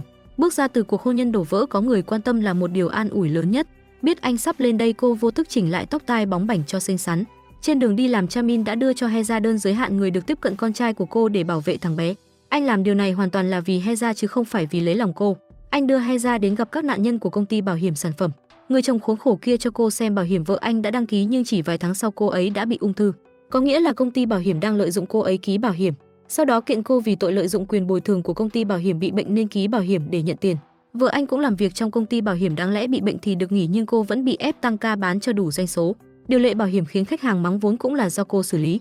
Cô cũng là người phải chịu trách nhiệm khi bị khách hàng khiếu nại, nên bằng cách diệu kỳ nào đó mà công ty vẽ cho vợ chồng họ đã phải tự bỏ tiền bồi thường. Công ty bảo hiểm kiện họ khiến vợ anh suy sụp mà ngất xỉu, bệnh nặng hơn. Heza đã xin hồ sơ bệnh án của người vợ. Trước khi cô ấy ký bảo hiểm, người vợ bị cảm nên đến bệnh viện và từ đó cô bị công ty bảo hiểm nhắm đến. Cô xin nghỉ điều trị ung thư nhưng bị ép phải nhận các cuộc gọi khiếu nại. Trong lúc công ty bảo hiểm đang vinh danh các nhân viên xuất sắc, bên ngoài một nhóm người đang biểu tình chống lại công ty và đòi công ty phải rút đơn kiện. Năm xưa bố của Eun Hye cũng bị vướng vào công ty bảo hiểm này. Ông được một người bạn giới thiệu hợp tác bán sản phẩm với công ty bảo hiểm đó, nhưng sau đó họ lại kiện ông vì hút thuốc gần nhà kho làm nhà kho đựng nguyên liệu của họ bốc cháy. Dù điếu thuốc nhỏ và ông đã dập tắt nó dưới nền đất lạnh. Lúc này đội của Chamin cũng đang lên kế hoạch vạch trần chiêu lừa đảo bảo hiểm của ông Kim. Anh rể của Chamin là công tố viên cũng là một phần của kế hoạch. Anh đưa cho em rể thùng tài liệu những vụ chống lại công ty bảo hiểm này 5 năm qua. Vụ lớn thế này thì các nạn nhân phải hợp tác cùng nhau. Bên trong có cả vụ tai nạn giao thông, vụ nhà kho nhà vận chuyển, đủ cả 3 người làm việc. Đến tối thì phải sang chia sẻ thông tin với Heza nữa, nhưng vừa mới đến trước sân đã bị Eun Hye nhờ bưng hộ đồ nhắm. Cầm con dao trên tay, luật sư giỏi cỡ mấy cũng phải chịu hàng với con cá trước mặt. Heza đứng phía sau thấy bộ dạng này thì tủm tỉm cười. Việc gì cũng phải để chị Eun Hye ra tay, chi với vài đường quyền là có ngay một bữa mồi ngon nhắm rượu. Thấy Heza múc đồ ăn cho Chamin nhưng anh lại nhường cô ăn trước cho nóng. Choi Do đột nhiên cảm thấy nguy hiểm, cậu sợ anh sẽ mềm lòng mà bỏ cuộc giữa chừng. Sau bữa ăn, mọi người cùng bàn về công ty bảo hiểm. Công ty đó lừa dối khách hàng và cả những người lên kế hoạch của mình. Giờ cần gom các nạn nhân để cuộc biểu tình sôi động hơn. Bàn bạc xong ai về nhà nấy. Hai chị em Eun Hye và Heza ngồi lại tâm sự. Eun Hye kể cho bạn nghe bố cô từng bị vướng vào rắc rối với công ty bảo hiểm đó, nên các tài sản mà bố con họ có đổ dồn vào việc bồi thường cho công ty. Ngày hôm sau mọi người biểu tình đã tập hợp lại. Heza và Hyun Sung chia nhau ra để chở họ đến địa điểm biểu tình khác, mục đích để gây ra chấn động hơn, chứ địa điểm họ biểu tình 3 tháng nay chỉ là công ty con mà thôi. Hôm nay lại là ngày tuyết đầu mùa rơi, khung cảnh thật đẹp biết bao. Nhưng rồi đột nhiên biến cố lại xảy ra. Một chiếc xe tải lớn lao đến đâm vào ô tô mà người chồng và Heza cùng vài người biểu tình khác đang ngồi. Kẻ đó không ai khác chính là tên trùm. Ô tô con lật ngửa, ai cũng trong tình thế nguy kịch. Eun Hye và Hyun Sung đã đến điểm hẹn nhưng vẫn chưa thấy Heza đâu nên vô cùng lo lắng. Còn Chamin nhận được tin Heza đang trong phòng cấp cứu thì lao như bay đến. Không biết từ lúc nào anh đã quan tâm cô đến thế. Thấy những người biểu tình vô tội mất đi mạng sống, Chamin không thể không đau lòng. Anh tự hỏi có phải vì mình muốn đổi địa điểm nên họ mới phải gánh chịu cái chết thảm thương vậy. Một lúc sau Hyun Sung và Eun Hye cũng chạy đến. Không ai có thể ngờ mọi chuyện lại nguy hiểm thế này. Eun Hye và Hyun Sung lên đường đi tìm kiếm bằng chứng. Kẻ ác đã ra tay với bọn họ. Nhờ vào camera hành trình của xe họ mà cả hai đã phát hiện ra chiếc xe của công ty cho vay. Biết được vụ này vẫn chưa chấm dứt. Bên này bà Song quyết muốn chiếm được công ty chính của bố mình. Không phải là vì quyền lực mà là vì trả thù cho người mẹ bị bạc đãi của mình, trả thù người bố vô tâm. Đã qua một ngày đêm, Heza vẫn chưa tỉnh. Khi cô khỏe lại một chút đã liền chạy đến đám tang của người chồng bảo hiểm. Gia đình họ đã khốn khổ rồi. Cho đến khi Heza gợi ý sẽ thổi bùng cuộc biểu tình lên khiến người chồng mất luôn mạng. Do đó Heza không tránh khỏi dằn vặt trong lòng. Trước lúc hôn mê cô đã nhìn được mặt của kẻ thù ác đó nên lập tức chạy đến công ty cho vay. Công ty này vẫn chưa bị dẹp vì lũ người mà cảnh sát bắt được nào dám khai làm việc cho công ty này. Tên trùm thấy hai người chạy đến thì không hốt hoảng, ngược lại thái độ và giọng điệu còn rất trêu người. Chamin ngứa máu đấm cho hắn một phát, hắn đã hại người nhà nạn nhân thành ra tan cửa nát nhà như vậy. Đã vậy còn gửi giấy đến đòi nợ và kiện tụng, đúng là loại lòng lang dạ sói độc ác mà. Mọi chuyện khiến Heza suy sụp đổ bệnh nằm liệt giường lần nữa, nhưng thật ra đứng sau mọi chuyện là bà Song. Bà ta sẽ không cho kẻ nào phá hủy công ty của mình. Chamin vừa chống phá lại công ty bảo hiểm vừa phải làm việc cho ông Kim và bà Song. Hôm nay khi đến gặp ông Kim, ông ta đã đưa cho nam chính xem bức thư mà chị gái anh gửi cho ông và bức ảnh một đứa bé. Không ngờ ông ta lại tiết lộ chuyện chị gái anh đã mang thai của ông ta. Nếu để đến giờ thì thằng bé cũng tầm 11, 12 tuổi rồi. Việc này khiến Chamin vô cùng bàng hoàng, không khỏi khiến Chamin liên tưởng đến con trai nuôi của Heza. Còn cô lúc này vừa khỏe đã chạy đến giường bệnh xin lỗi và hỏi thăm sức khỏe của những người biểu tình. Qua vụ này họ không những không sợ mà càng căm thù bọn tư bản hơn bao giờ hết. Không ngờ vào lúc này Chamin đã bay sang tận Mỹ để gặp con của Heza. Nếu chị gái anh sinh con của ông Kim và giao cho một người bạn nuôi thì người bạn đó không ai khác chính là Heza rồi. Và cậu bé chính là cháu ruột của Chamin. Khoảnh khắc cánh cửa được mở ra đây đúng là cậu bé trong hình rồi. Nó giống hệt người chị đáng thương của Chamin. Không chần chừ anh lập tức đưa cậu bé đi máy bay bay về Hàn. Còn Heza vừa mới lên truyền hình chỉ thẳng mặt kẻ có tội và sự bất công cho những nhân viên lên kế hoạch bảo hiểm. Sau đó lại nhận được điện thoại của bảo mẫu báo con trai cô đã bị luật sư của bố ruột cậu bé đưa đi rồi. Heza nghĩ ngay đến chồng cũ của mình, cô lập tức chạy ra sân bay để tìm con. Nếu thằng bé có bị gã chồng đưa về thì cô sẽ giành lại cho bằng được. Mà cùng lúc đó chủ tịch Kim cũng có mặt ở sân bay vì chính ông là người ra lệnh cho Chamin phải đưa con trai về cho mình. Thấy Chamin dắt tay con trai của mình trao cho ông Kim, Heza lặng người, nghĩ anh phản bội. Cậu bé thấy mẹ lập tức chạy khỏi đám người xa lạ đó xà vào lòng cô. Hai mẹ con ôm chặt lấy nhau, Heza không dám tin Chamin lại đang tranh giành con với mình. Quay lại quá khứ 10 năm trước, ngày này là ngày chị gái Chamin lâm bồn. Cô đã một mình sinh con rồi chăm sóc thằng bé nhưng tên trùm đàn em của bà Song lại xuất hiện. Sau đó căn nhà của hai mẹ con cháy rụi, chị Chamin chỉ biết ôm con trong tuyệt vọng. Trở lại hiện tại, Chamin đưa cho cô đơn giành quyền nuôi con. Vì thằng bé là con ruột của chủ tịch Kim còn anh thì là luật sư của ông ta. Cậu bé ôm chặt lấy mẹ nhưng cuối cùng vẫn bị đưa về nhà ông Kim. Ông ta vẫn chưa tin đây là con của mình nên kêu giúp việc gọi bác sĩ riêng đến làm xét nghiệm. Chamin đã tìm đến anh rể lấy danh sách thai phụ từng sinh con ở bệnh viện 10 năm trước. Còn Heza vì quá sót con nên cô không thể lo gì về vụ bảo hiểm nữa. Khi thấy người của ông Kim đến, cô lập tức đi theo đến gặp ông ta. Ông Kim nhỏ nhẹ đe dọa Heza không nên tranh giành thằng bé với mình, nếu không cô sẽ thiệt. Thấy Heza không sợ, ông Kim lại lấy cậu bé ra đe dọa, nếu cô cứ làm quá mọi chuyện thì cậu bé sẽ gặp phải những phiền phức không đáng có từ phía dư luận và phải lên tòa nghe bố ruột và mẹ nuôi tranh giành quyền nuôi. Heza hỏi ông ta trước giờ không quan tâm đến chị Mi Jeon và con chị ấy không? Vậy tại sao giờ lại muốn giành thằng bé với cô chứ? Ông Kim liền cho cô xem nhật ký của con trai, thì ra cậu bé đã biết Heza không phải mẹ ruột mình, bị bỏ lại ở nước ngoài khiến cậu bé rất nhớ cô và nhớ cả bố mẹ ruột của mình nữa. Thấy Heza đã bình tĩnh hơn, ông Kim mới cho cô vào thăm con. Không ngờ Heza lại chịu để cho con trai nuôi ngần ấy năm ở bên bố ruột của mình, vì hiện tại cô chưa đủ điều kiện giành lại cậu bé. Lý do thật sự đằng sau là ông Kim có bà Song là con gái bà ta có sự cương quyết và ganh đua cao. Nếu con gái biết ông Kim còn có một đứa con trai và sẽ để lại tập đoàn cho thằng bé thì bà ta sẽ không tha cho gần. Vậy nên để bảo vệ an toàn của cậu thì phải để cậu bên cạnh ông Kim. Không chỉ có bà Song mà gã chủ tịch Song, anh họ của bà ta cũng đang lẩn trốn ở nhà bà ta. Vì cả hai đều có chung mục đích lật đổ ông Kim nên vẫn tiếp tục hợp tác. Lúc này Chamin khi gặp được người phụ nữ từng giúp đỡ chỗ ở cho chị gái anh năm xưa. Bà ấy đã nói cho anh biết lúc đó có một đám người đã đến đưa chị gái anh đi. Một trong số đó có hình xăm ở cổ. Chamin lập tức liên tưởng đến tên trùm vậy, nghĩ rằng hắn có liên quan đến sự mất tích của chị gái anh. Buổi tối Chamin đã quay về nói chuyện với Heza về bé Gần. Thì ra cô vẫn chưa biết đó là con trai của chị gái anh. Đó là con của tiền bối đã giúp đỡ Heza nên cô mới nuôi con của cô ấy. Heza bắt đầu tâm sự khi đó cô nghĩ chị Mi Jeon giúp mình không chân thành. Cho cô công việc đó chính là đẩy cô vào địa ngục nên mới lột tẩy scandal của chị ấy trên TV. Và giờ cô đang thấy vô cùng hối hận khi biết Mi Jeon có con. Heza lại nhớ đến đứa con bị mất của mình nên cô đã đồng ý với sự nhờ vả của Mi Jeon là nuôi con giúp cô ấy. Chamin hiểu ra nỗi khổ tâm của Heza nên nhẹ nhàng đặt tay lên vai an ủi cô. Chuyển cảnh Eun Hye và Hyun Sung đã phục hồi thành công camera và thấy được chân dung kẻ đâm xe. Còn có một kẻ khác đồng lõa với tên trùm Hyun Sung muốn tìm hắn tính sổ nhưng bị Eun Hye ngăn lại. Giờ tìm hắn không khác nào đâm đầu vào hang cọp. Mặt khác cô MC lại tìm đến Heza muốn tiếp tục đưa các bản tin liên quan đến công ty FP. Nhưng giờ nghĩ lại công ty đó là nơi bé Gần sẽ kế thừa trong tương lai nên Heza lại từ chối tiếp tục đưa tin về nó. Chamin đã về lại căn nhà trước kia của hai chị em. Kỷ niệm vẫn còn đó nhưng chị gái của anh đã đi đâu rồi? Hyun Sung và Eun Hye cho mọi người xem đoạn phim hộp đen của xe quay lại hung thủ đâm xe Heza. Giờ họ cần theo dõi gã trùm thêm một thời gian nữa để lấy được bằng chứng cụ thể hơn và tống hắn vào tù. Sau khi hai người kia rời đi, Chamin mới cho trợ lý mình biết Heza là người đã nuôi con của chị gái anh và cô ấy không hề liên quan đến sự mất tích của chị ấy. Vậy nên đúng hay sai khi lợi dụng cô ấy để trả thù? Thế nên Chamin đã đến gặp Heza yêu cầu cô hãy dừng kênh báo thù lại, vì nếu cứ cố chấp đâm đầu vào sẽ rất nguy hiểm, thậm chí là mất mạng. Heza lại không muốn rút lui. Mặt khác dù Heza không tham gia vào việc vạch trần công ty bảo hiểm FP nữa, nhưng cô vẫn đưa những tài liệu mà mình thu thập được cho cô MC và cô ta đến đưa cho bà Song, vì bà Song đang rất muốn hủy hoại bố mình và chiếm lấy công ty bảo hiểm. Nếu giờ làm FP lung lay thì sẽ chứng minh khả năng lãnh đạo kém của ông Kim. Từ đó bà Song sẽ dễ dàng lên thay thế và phải chiều lòng dân. Bà ta sẽ rút lại những vụ kiện các nhà lên kế hoạch của công ty đảm bảo quyền lợi của người tiêu dùng. Cô MC cũng rất nghiêm túc và xông xáo trong các vụ biểu tình chống lại FP, đòi họ rút đơn kiện nhà lên kế hoạch bảo hiểm cho công ty. Vụ việc bị đẩy lên cao trào khiến tập đoàn FP phải mở một cuộc họp khẩn. Các cổ đông đứng trước làn sóng dư luận cho rằng chủ tịch Kim nên từ chức sớm để công ty không bị ảnh hưởng. Ông Kim cũng đứng trước giới báo chí tuyên bố chuyển FP về công ty mẹ quản lý, không hoạt động riêng lẻ nữa, mà đó cũng là điều mà bà Song mong muốn. Khi nào chuyển hết công ty con về công ty mẹ thì bà chiếm một lần là xong hết. Nhưng bà ta không ngờ Chamin lại được bố mình cho lên chức giám đốc điều hành phụ trách vụ này.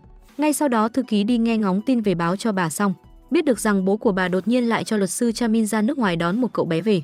Và điều bà Song lo lắng nhất đã xảy ra, đó là bản thân không phải con một để thừa kế tất cả. Chamin biết bà sau khi phát hiện ra anh phản bội, bà ta sẽ thả chó săn ra tiêu diệt anh, đến lúc đó Chamin chỉ việc bắt con chó cản đường đó thôi. Lúc này Eun Hye hốt hoảng báo tin Heza đã đến tìm tên trùm tính sổ mà đây chưa phải là lúc tóm hắn. Cả ba người lập tức chạy đi tìm Heza.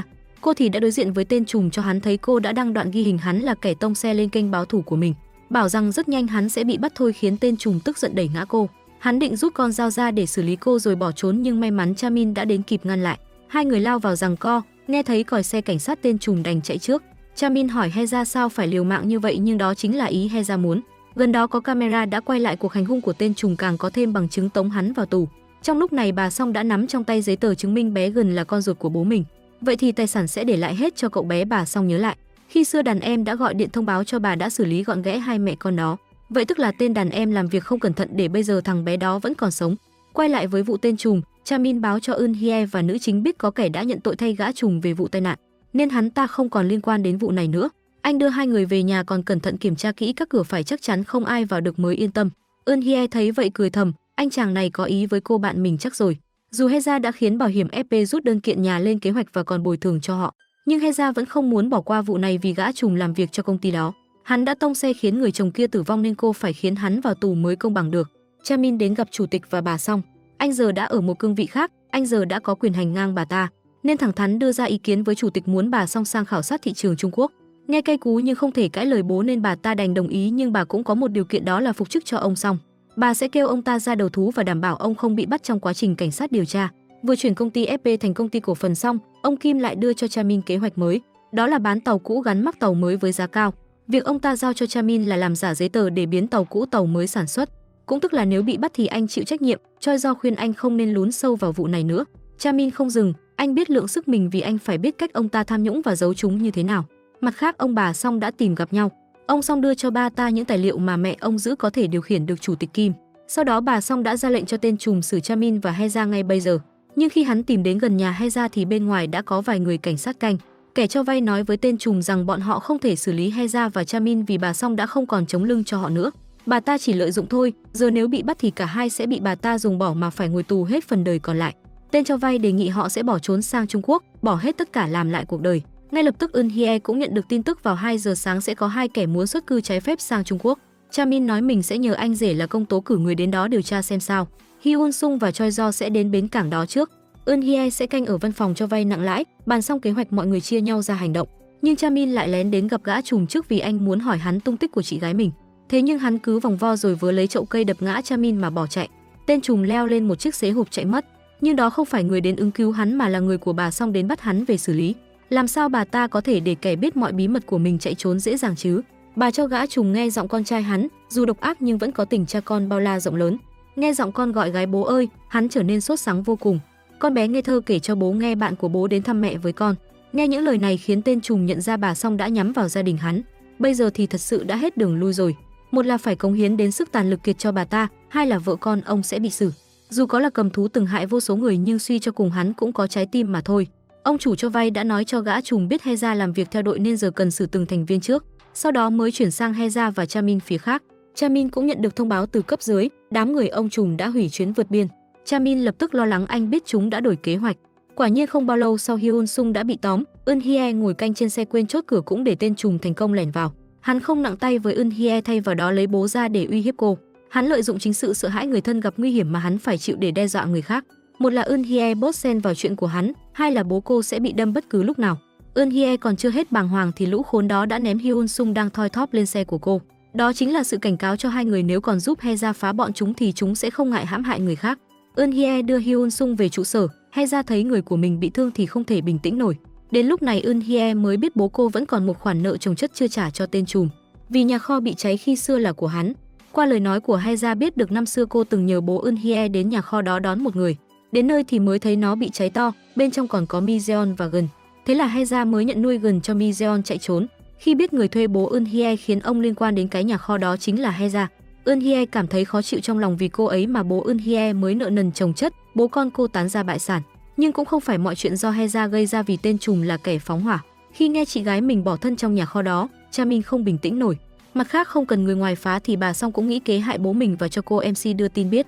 Vào 11 năm trước có một công ty tàu mua bảo hiểm cháy nổ của công ty bảo hiểm FP. FP khi đó có những cổ đông đóng góp rất nhiều, rồi một ngày công ty tàu bị cháy nổ và bảo hiểm phải bồi thường một khoản tiền bảo hiểm lớn. Nhưng thật ra chủ của công ty tàu là chủ tịch Kim và ông ta buôn bán tàu cũ nhưng lại đòi tiền bảo hiểm mới. Và tất nhiên công ty bảo hiểm FP dù là của ông Kim nhưng cổ đông vẫn phải đổ tiền vào túi ông ta. Hiện giờ bà Song cần MC phanh phui vụ này. Ông Song nghĩ bà nghe được ông ta và mẹ nói chuyện sẽ lợi dụng bà để vực dậy rồi bỏ rơi không thương tiếc. Nên bà Song đã dụ ông Song ra đầu thú rồi bỏ rơi ông ta khiến nguy cơ bị bắt vào tù của ông rất cao. Rồi bà ta đến thăm cậu bé Gun, bà cho thằng bé điện thoại để liên lạc với bất kỳ ai nó muốn. Ngay sau đó ông Kim đã nhận được tin con trai út mất tích khỏi nhà riêng. Cha Min đứng bên ngoài cũng nghe được vội chạy đi tìm cháu trai, anh mở camera lên mới biết bà Song là người dẫn thằng bé đi. Không ngờ lúc này Gun lại xuất hiện trước mặt mẹ Heza. Bà Song cũng xuất hiện ngay phía sau. Heza cảnh giác ôm lấy con nhưng chính bà Song đã đưa thằng bé đến đây. Cha Min cũng chạy về nhà mới thấy bà Song và Gun ở đây. Ông Kim cũng đi theo phía sau anh, mọi chuyện cứ mông lung như một trò đùa. Bà Song giải thích mình chỉ muốn làm một người chị tốt, dẫn em trai đến gặp người mẹ mà nó nhung nhớ thôi chứ có bắt cóc đâu. Mục đích của bà ta là đang muốn thách thức giới hạn chịu đựng của bố mình. Sau khi được gặp mẹ, Gun cũng ngoan ngoãn theo thư ký về nhà bố. Bà Song cũng định về nhưng bị Heza giữ lại hỏi. Năm xưa mẹ con Gun đã bị ai đó truy đuổi và mắc kẹt trong một nhà kho bị cháy. Cô Song có biết ai là người gây ra vụ này không? Bà ta lúc đầu hơi sượng nhưng rồi đã bình tĩnh hỏi bố có biết về chuyện này không. Sau đó hứa nếu có thông tin gì sẽ báo cho Heza biết rồi vội rời đi. Ông Kim hỏi luật sư của mình sao lại ở đây. May mắn Cha Min đã nhớ ra văn phòng luật của mình ở lầu 3 nên lấy luôn cớ đó để phủ nhận quan hệ với Heza. Chủ tịch Kim không hỏi nhiều mà rời đi. Dưới xe của bà Song, thư ký đã phát hiện ra thiết bị theo dõi. Đó là lý do vì sao Cha Min và chủ tịch Kim biết bà Song đang ở chỗ Heza. Chủ tịch Kim quay về phòng làm việc nhưng tâm trí không khỏi nghĩ đến câu chuyện Heza kể. Có lẽ nào con gái mình lại độc ác đến như vậy, tìm cách giết người phụ nữ đã sinh con cho ông. Thế là ông Kim liền sai thư ký đi tìm thông tin các nhà kho mà bà Song sở hữu từng bị cháy 11 năm trước. Cũng trong lúc này Choi Jo đã đưa cho Cha Min xem danh sách nhà kho mà tên trùm từng sở hữu. Anh muốn điều tra chị mình còn sống hay đã chôn thân trong biển lửa. Cha Min cũng không muốn lợi dụng Heza nữa. Lúc anh định mở miệng nói ra thân phận của mình thì Heza lại tặng cho anh món quà. Vì khoảng thời gian qua đã giúp cô ấy. Việc này càng khiến Cha Min thêm chột dạ, có lỗi và khó xử. Sau đó Heza tìm đến bạn thân xin lỗi vì cô mà khiến bố Eun Hye gặp rắc rối. Nhưng Eun Hye không trách Heza vì tất cả là âm mưu của gã trùm chứ không phải Heza. Giờ không phải là lúc họ có sự xa cách mà phải đồng lòng chống lại bọn ác ma ấy. Bà Song lúc này cũng mới biết tên trùm đã dùng nhà kho của bà để đòi tiền bồi thường của bố Eun Hye. vậy mà lại không xử được hai mẹ con gần. Bà ta cũng điều tra ra Eun Hye là con gái ông ấy và Eun Hye lại có liên quan đến Heza. Vậy thì dễ xử rồi, cá mè một lứa cứ gom lại và xử lý triệt để. Heza và Eun Hye cùng bố Eun Hye đã bắt đầu lật lại vụ án nhà kho cháy năm xưa để điều tra tội của tên trùm và đòi lại số tiền cho bố Eun Hye. Ông cho rằng tên trùm không phải chủ sở hữu nhà kho mà là một người khác. Mặt khác, bên phía tên trùm và ông chủ cho vay, bọn chúng đã có tay trong cài vào đội của Heza. Đó chính là Hyun Sung. Thật ra anh không hề có ý phản bội, nhưng bọn chúng đã lấy tính mạng của Eun Hye ra uy hiếp Hyun Sung. Khi biết người anh thích là Eun Hye, chúng bắt anh phải dụ dỗ Chamin ra gặp chúng và lấy những tài liệu liên quan đến bọn chúng khỏi tay Chamin.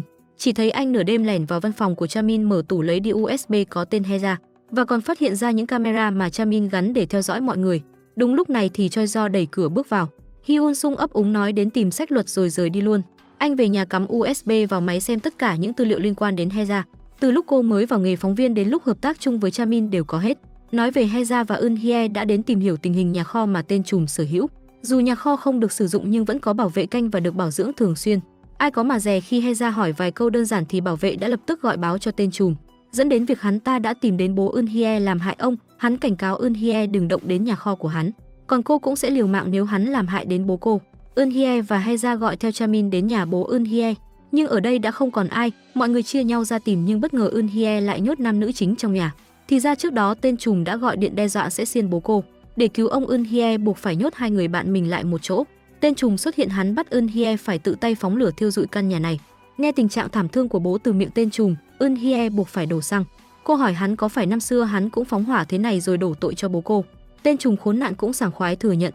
Chỉ chờ có thế, Eun Hye lập tức thay đổi trạng thái sang hả hê. Sau đó dùng đôi chân dài cả mét cùng cú đá cao đáp thẳng vào ngực tên trùm. Cảnh sát cũng nhanh chóng ập bắt lấy hắn và giải cứu. Thấy cảnh sát đuổi đến, ông chủ cho vay đang giữ bố Eun Hye cũng phải bỏ chạy gấp. Eun Hye thành công giải cứu cho bố mình, cũng may ông không bị thương gì nặng. Cuối cùng bố con họ cũng thoát khỏi món nợ khốn nạn đó rồi. Còn Eun Hye, cô chưa hề có ý phản bội bạn mà đây chính là kế hoạch do cô và Heza bày ra, mục đích khiến tên trùm khốn nạn kia tự thừa nhận tội lỗi. Hắn bị đưa vào đồn do đích thân Chamin thẩm tra. Chị gái tôi đang ở đâu? Hắn thừa biết mở miệng thì vợ con mình sẽ gặp nguy hiểm nên chỉ cười tàn ác. Biết tên trùm không thể chống lại bà xong nên ném danh thiếp của anh cho hắn. Anh sẽ giúp hắn vụ này nhận tội nhẹ hơn vì hắn chỉ là người bị sai khiến. Chamin đi chưa bao lâu thì tên trùm đã bị bạn cùng phòng đánh thừa sống thiếu chất nằm trong bệnh viện. Chắc chắn hắn bị người của bà Song đưa đến cảnh cáo. Ông Kim kêu con gái đến văn phòng thông báo cho cô biết. Ông sẽ công bố gần cho mọi người biết thằng bé là con trai ông. Sau khi bà Song rời đi, Chamin lại bị ông Kim gọi đến. Ông giao cho anh phụ trách việc mua bán thuyền cũ kia. Sau đó lại giao cho anh nhiệm vụ xử lý Heza để thử lòng trung thành của anh. Còn việc cho Chamin tham gia phụ trách mua thuyền là để anh phải liên quan đến tất cả các hoạt động làm ăn phi pháp của ông ta. Đã chung thuyền thì chắc chắn không thể dìm nhau. Heza bên này khi biết bà Song cho người bịt miệng tên trùm, cô đã tức giận tìm đến bà ta, cảnh cáo bà đừng hòng đụng đến con trai cô. Cô biết bà chính là người cho tên trùm làm hại mẹ con gần và giờ muốn bịt miệng hắn. Vì đang ở công ty FP nên Chamin cũng có mặt ở đó. Anh muốn Heza mau đi về nhưng bà Song cũng không ngại vạch mặt anh, nói cho Heza biết anh chỉ coi cô là chó săn nhử mồi. Cô không biết luật sư đây là em trai của phóng viên Mi Jeon ấy. Quậy cho đã cái nư xong rồi bà ta mới hả hê rời đi. Heza hỏi Chamin anh là em trai của Mi Jeon. Heza từng vạch trần chị ấy nên anh mới lợi dụng cô để trả thù sao? Đúng là Chamin có ý đó không sai, nhưng anh đã thay đổi ý định này rồi. Kể từ khi anh bắt đầu cảm thấy lo lắng cho Heza và không muốn cô tham gia vào việc nguy hiểm. Chamin nói ra chuyện chủ tịch Kim và bà Song đã hãm hại chị gái anh nên anh mới muốn trả thù họ và lợi dụng Heza. Heza cho rằng Chamin và chị gái anh là cùng một loại người, ban cho cô đặc ân giúp đỡ cô, nhưng thật ra lại là kẻ mang phiền phức đến cho cô. Chamin không biết chị gái mình đã hãm hại gì Heza trong ký ức của anh. Chị gái là người đã giúp Heza có công việc, còn cô ấy thì lại phanh phui tin chị gái anh có quan hệ mờ ám với chủ tịch Kim lên báo chí. Nhưng khi đã lợi dụng Heza và ở bên cạnh cô đủ lâu, Chamin lại nhận ra cô không phải là một người tuyệt tình tuyệt nghĩa thế. Bây giờ anh muốn biết giữa cô và chị gái anh đã xảy ra chuyện gì. Heza không nói mà chỉ mang theo sự thất vọng quay lưng bước đi.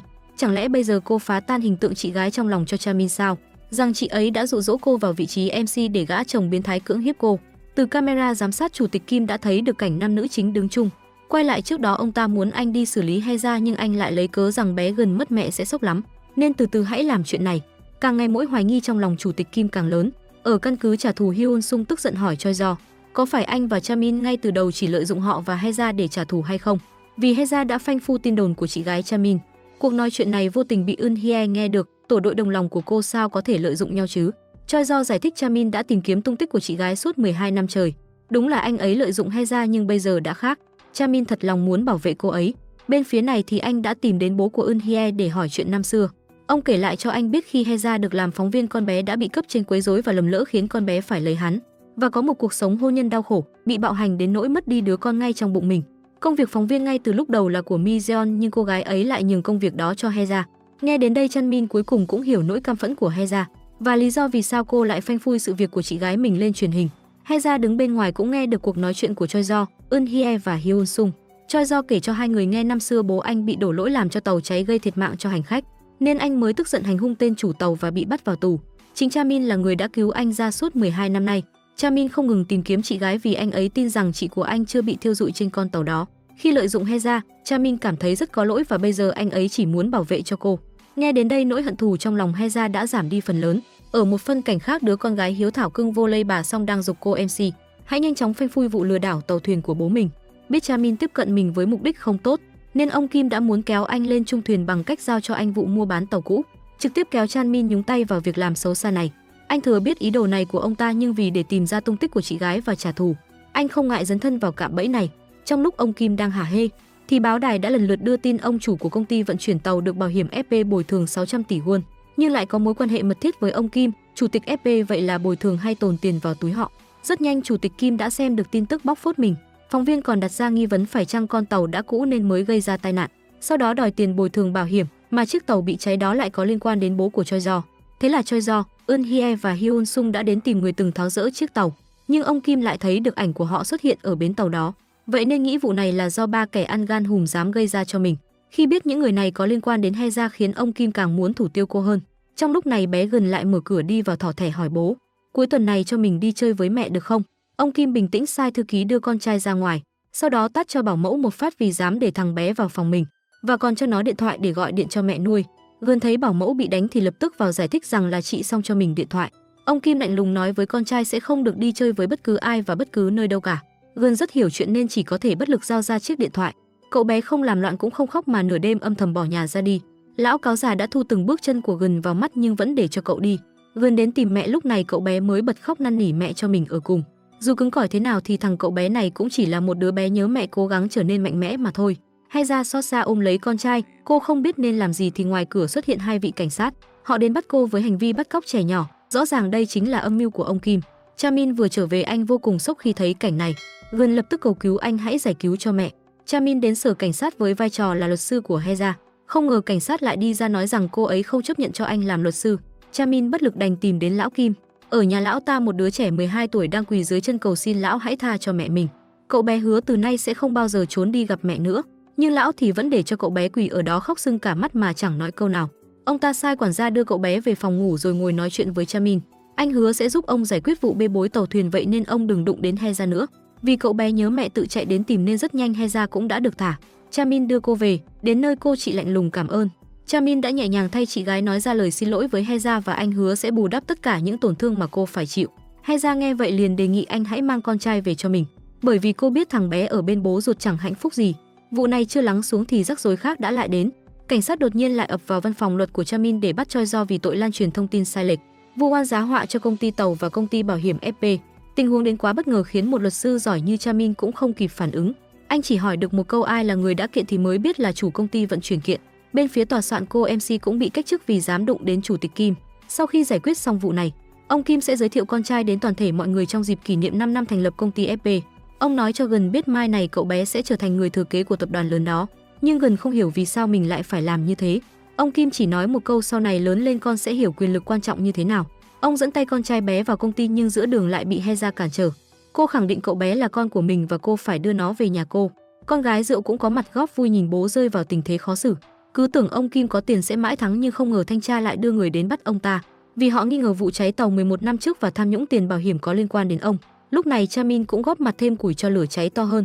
Anh nói mình sẽ làm nhân chứng cho việc ông ta mua tàu dởm. Anh chờ đợi ngày này lâu lắm rồi. Ông Kim bị đưa đi trong con mắt hả hê của bà Song và Heza đã được ôm con trai trong vòng tay. Thật ra mọi chuyện không hề đơn giản như lẽ thường tình mà trước đó Chamin đã tìm đến bà Song. Mục đích là để bắt tay hợp tác với bà một lần nữa vì họ đều có chung một kẻ thù là chủ tịch Kim.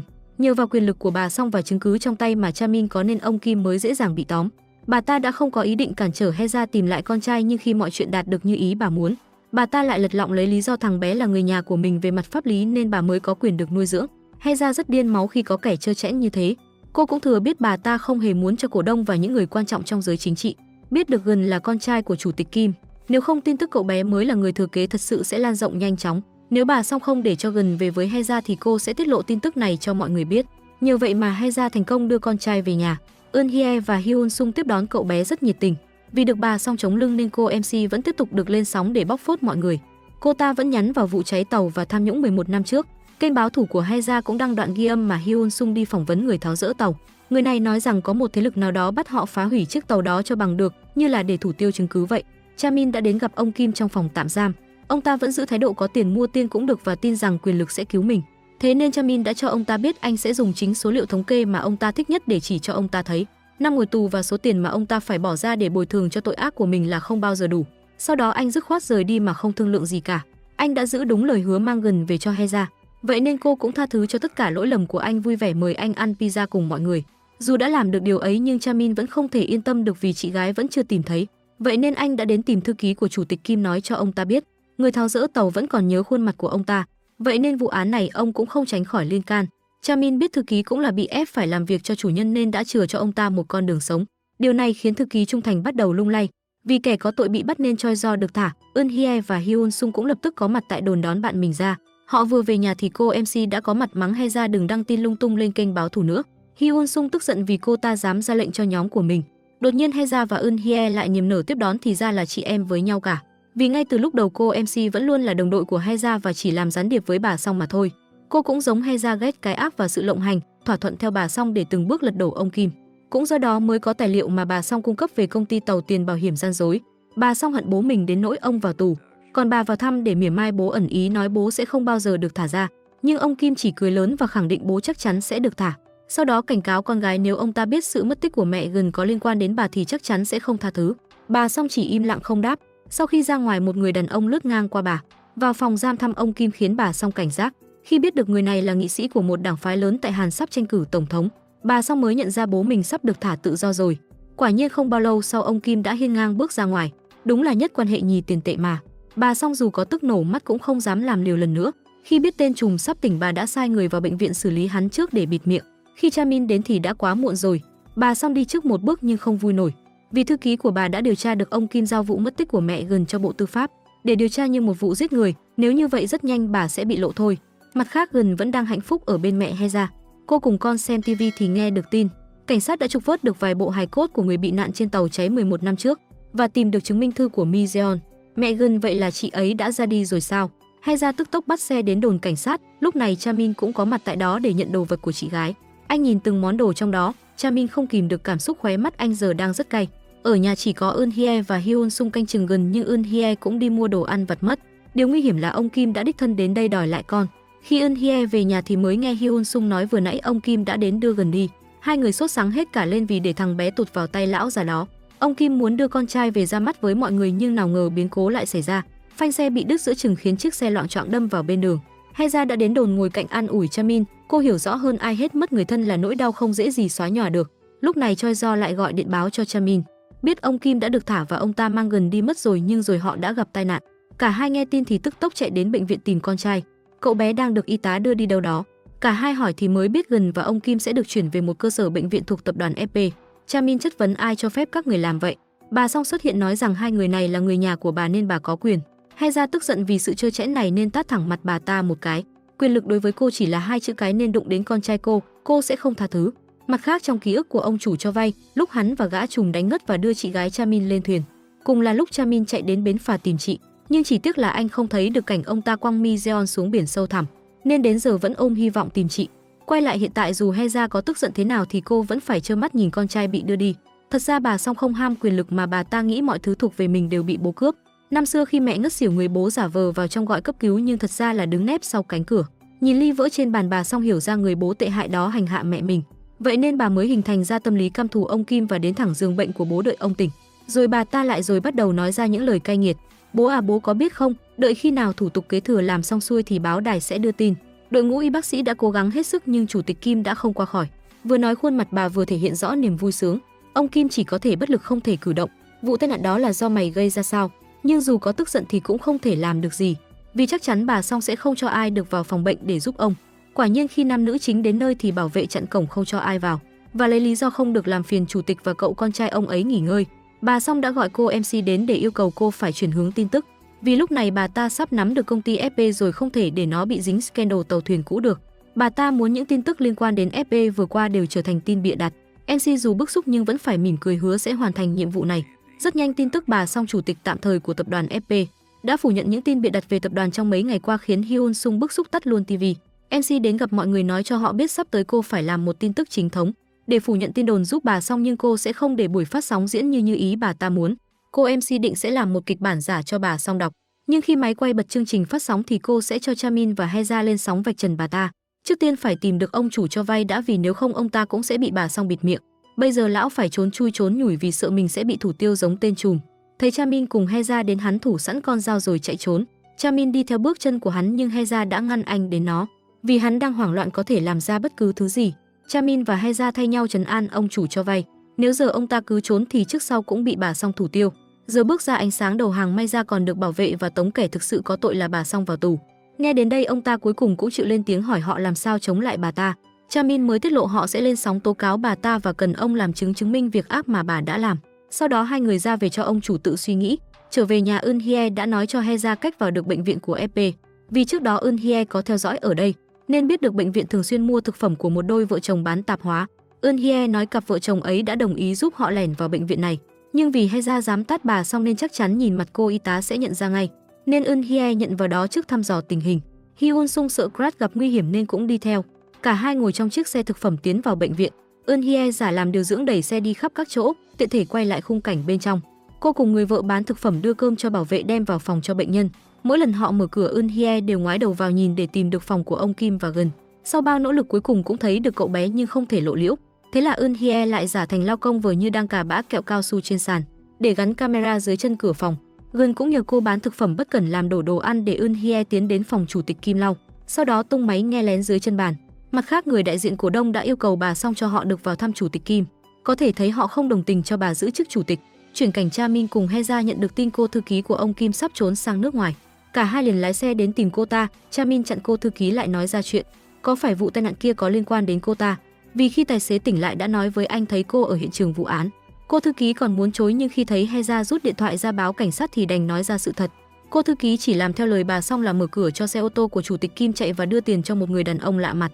Nhưng khi cô ta muốn bỏ chạy thì đã bị cảnh sát chặn lại. Vì như thế cũng tức là tiếp tay cho tội phạm. Không ngờ cũng trong lúc này, ông chủ cho vay là ông Choi đã tìm đến bà Song lấy đoạn ghi âm. Bà ta ra lệnh cho ông trừ khử Chamin và Heza, đe dọa không chỉ có vậy. Trong suốt 11 năm qua ông đều ghi âm lại những nhiệm vụ bà Song giao cho họ làm.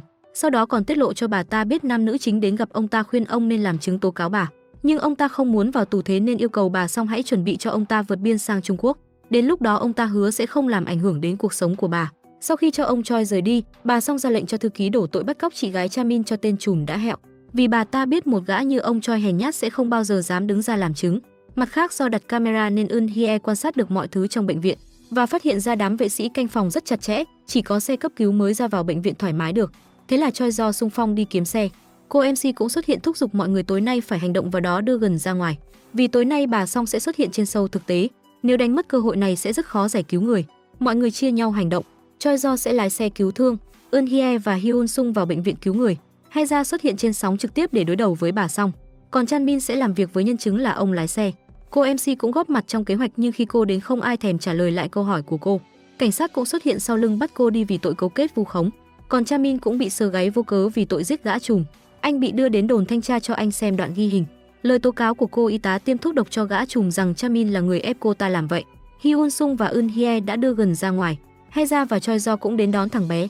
Dù căm thù ông Choi nhưng anh cũng phải đẩy ông ta đi cùng vì họ không thể để ông Kim chết trong tay bà Song, mà phải cho hai bố con họ vào tù chịu tội.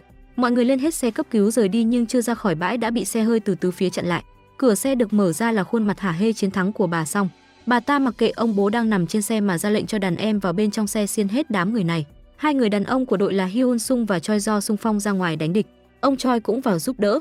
Vì cảm thấy cắn rứt lương tâm nên trước đó đã liên kết với đội của Heza đi giải cứu người. Eun Hye chỉ muốn ngồi trong xe cố thủ, nhưng tên côn đồ đập bể kính buộc cô phải trích điện hắn rồi xuống xe đi đường quyền. Cũng may cảnh sát đã đến kịp thời giải nguy cho họ nhưng người bị còng tay lại là đám người Eun Hye. Vì cảnh sát về phe của bà Song, bà ta hoành hoang xuất hiện trước mặt Heza. Thì ra trước đó thư ký của bà đã chụp được cảnh cô MC có liên quan đến Heza. biết ngay buổi phỏng vấn có vấn đề nên mới cử người đến bệnh viện. Đó cũng là lý do khi Hyun Sung và Eun Hye vào bên trong không có vệ sĩ canh. Nhưng bà ta nào có ngờ nam chính bị bắt trong tù giờ lại xuất hiện cứu nguy cho Hye-ra, còn mang theo lực lượng cơ động xử lý đám côn đồ của bà xong. Bà ta chối bỏ trách nhiệm đổ mọi tội lên đầu Hye-ra rằng cô là kẻ bắt cóc bố và em trai của bà nên bà mới có mặt tại đây. Nhưng trốn đằng trời khi từ nãy đến giờ Hye-ra đang phát trực tiếp trên kênh báo thủ của cô. Mọi lời nói của bà sau khi đe dọa Hye-ra và cũng tự thừa nhận tội lỗi của bà ta đã được phát trực tiếp hết. Bộ mặt thật của giám đốc điều hành xong đã được phanh phui trước mắt công chúng.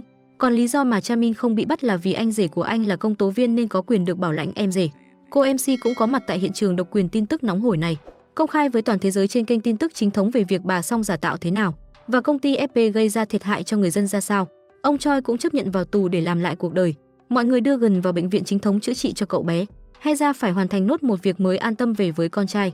Đó là lên kênh của mình liệt kê lại tội ác của bà Song và công ty FP nhận tiền bảo hiểm bất hợp pháp, tống tiền bồi thường, lạm dụng quyền lực tống tiền sai trái. Bà Song còn muốn hãm hại bố và em trai của mình, vậy nên cần phải bị pháp luật xử lý nghiêm minh. Phải lên sóng nói như vậy thì làn sóng dư luận mới có thể đánh bại quyền lực của bà Song.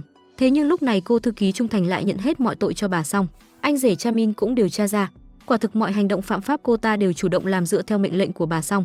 Vì vậy nên bà ta đã được thả ra. Chamin tìm đến ông Kim mong ông ta sẽ tố cáo con gái mình, nhưng vậy như tự tay vẽ mặt xấu cho bản thân nên ông Kim không chịu. Ông ta còn cho rằng để có thể điều hành công ty thì cần máu lạnh và quyết liệt như con gái mình. Chamin chỉ đành bất lực nói cha nào con nấy chứ còn thuyết phục gì nữa. Quả báo rất nhanh đã đến, vừa rời đi thì một cô y tá đã vào thay ống truyền dịch cho ông Kim, còn tốt bụng nói cho ông ta biết là con gái ông đã bảo cô ta làm như vậy. Trong cơn quằn quại cuối đời không một người thân ở bên, bà y tá định sang hại luôn cả bé Gần nhưng Hye-ra đã nhanh tay cản lại. Cô chưa phát hiện ra nhưng trong lòng nóng ruột nên sinh nghi ngờ. Chính sự nghi ngờ đó đã cứu con trai một mạng. Hye-ra biết bà Song được thả rồi nên mới phải nhanh chóng đưa Gần về nhà mới là an toàn nhất. Được tự do, việc đầu tiên bà Song làm chính là lên chức chủ tịch. Vị trí trước kia của nhà ngoại mà bị ông Kim chiếm mất, thế nhưng khi ánh đèn bật sáng, bên dưới lại không có một bóng người. Hye-ra chậm rãi bước ra mỉa mai. Bà lên được vị trí này nhưng lại không được ai công nhận, bị nói trúng tim đen khiến bà ta tức giận.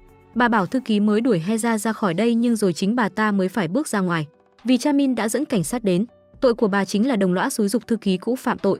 Bà ta không chịu nhận tội nhưng không biết ông Choi đã không còn hèn nhát. Ông ấy đã thú nhận mọi chuyện, cả chuyện bà sai họ giết Mi Jeon. Trong suy nghĩ của bà Song, bà ta chỉ muốn đòi mọi thứ thuộc về mẹ của mình. Hye-ra lại cứ cản đường nên bà tức giận ném tan tấm kính. Chủ tịch cầm mảnh vỡ tiến về phía cô. Lúc bà ta đâm thì Chamin đã chắn thay Hye-ra một nhát chí mạng. Đó chính là lời bồi thường mà anh nói. Vậy là giờ bà Song đã chính thức trở thành tội phạm bạo lực. Hye-ra xót xa nhìn Chamin. Rất nhanh anh đã được đưa vào bệnh viện. Một thời gian sau, Hye-ra đã dẫn Gần đến thăm mẹ ruột của bé. Cậu bé hiểu chuyện đến nỗi không rơi một giọt nước mắt, còn Hye-ra nước mắt đã thành mưa. Gần an ủi mẹ nuôi đừng khóc vì mẹ là mẹ của cậu đã nuôi cậu lớn khôn rồi mà. Sau đó Hye-ra dẫn Gần đến thăm chú ruột của mình. Chamin vẫn đang hôn mê nhưng tạm thời tình trạng đã ổn hơn. Hye-ra đi cắm hoa còn Gần ngồi lại cầu nguyện cho chú mau khỏi bệnh. Rất nhanh phiên tòa xét xử bị cáo Song đã diễn ra. Vì vung tiền thuê luật sư nên bà ta chỉ bị phán 7 năm tù cho tội lỗi chất chồng như núi của mình. Ai biết sự thật tội lỗi của bà ta cũng cảm thấy có số 7 năm là quá ít với kẻ tội lỗi đó. Phiên tòa cũng cứ thế mà kết thúc. Choi Do cũng nhận được tin Chamin đã mất tích khỏi bệnh viện, bởi vì lúc này anh đã xuất hiện trước mặt bà Song. Anh nói sự thật rằng ông Kim trước khi mất đã trao hết cổ phần cho Gần, còn bà thì không được chút nào cả. Bà ta đánh đổi cả đời chỉ vì thứ gọi là công ty FP. Vậy mà giờ nó không phải của bà ta nữa nên bà phát điên muốn xé xác Chamin. Thử nghĩ xem, những lúc bà ta hại người thì người nhà nạn nhân cũng phát điên lên như vậy. Mọi việc kết thúc, Chamin cũng trở về nhà cho mọi người đỡ lo. Nơi đây dường như đã trở thành căn nhà thứ hai của anh rồi. Còn Hyun Sung cũng lấy hết dũng khí khóa môi Eun Hye, sau đó bỏ lại nhẫn cho Eun Hye, quyết định có cưới anh không. Choi Do phải trở thành nhà tư vấn tâm lý cho Hyun Sun bớt run trong lúc đợi câu trả lời từ cửa rút. Eun Hye cũng chẳng khác gì Hyun Sung, cô phải nhờ đến Hye-ra tư vấn có nên yêu tên trẻ trâu đó không. Hyun Sung phải đi nghĩa vụ quân sự nên mong Eun Hye sẽ đợi anh về cưới cô, và câu trả lời của Eun Hye là có. Thế là hai anh chị lại khóa môi mặn nồng. Hye-ra vẫn sẽ tiếp tục duy trì kênh báo thù để đòi lại công bằng cho mọi người. Còn Chamin hứa sẽ luôn đồng hành hỗ trợ cô. Biệt đội của họ không còn là báo thù nữa. Giờ đây họ chính thức trở thành biệt đội công lý, làm không vì lý do lợi ích cá nhân hay tiền bạc, mà đối với họ làm vậy là vì đam mê, vì để lấy lại công bằng cho những số phận đáng thương bất hạnh đang rải rác ngoài xã hội. Tập hôm nay đến đây là hết mất rồi. Cảm ơn các bạn đã theo dõi. Còn giờ thì xin chào và hẹn gặp lại.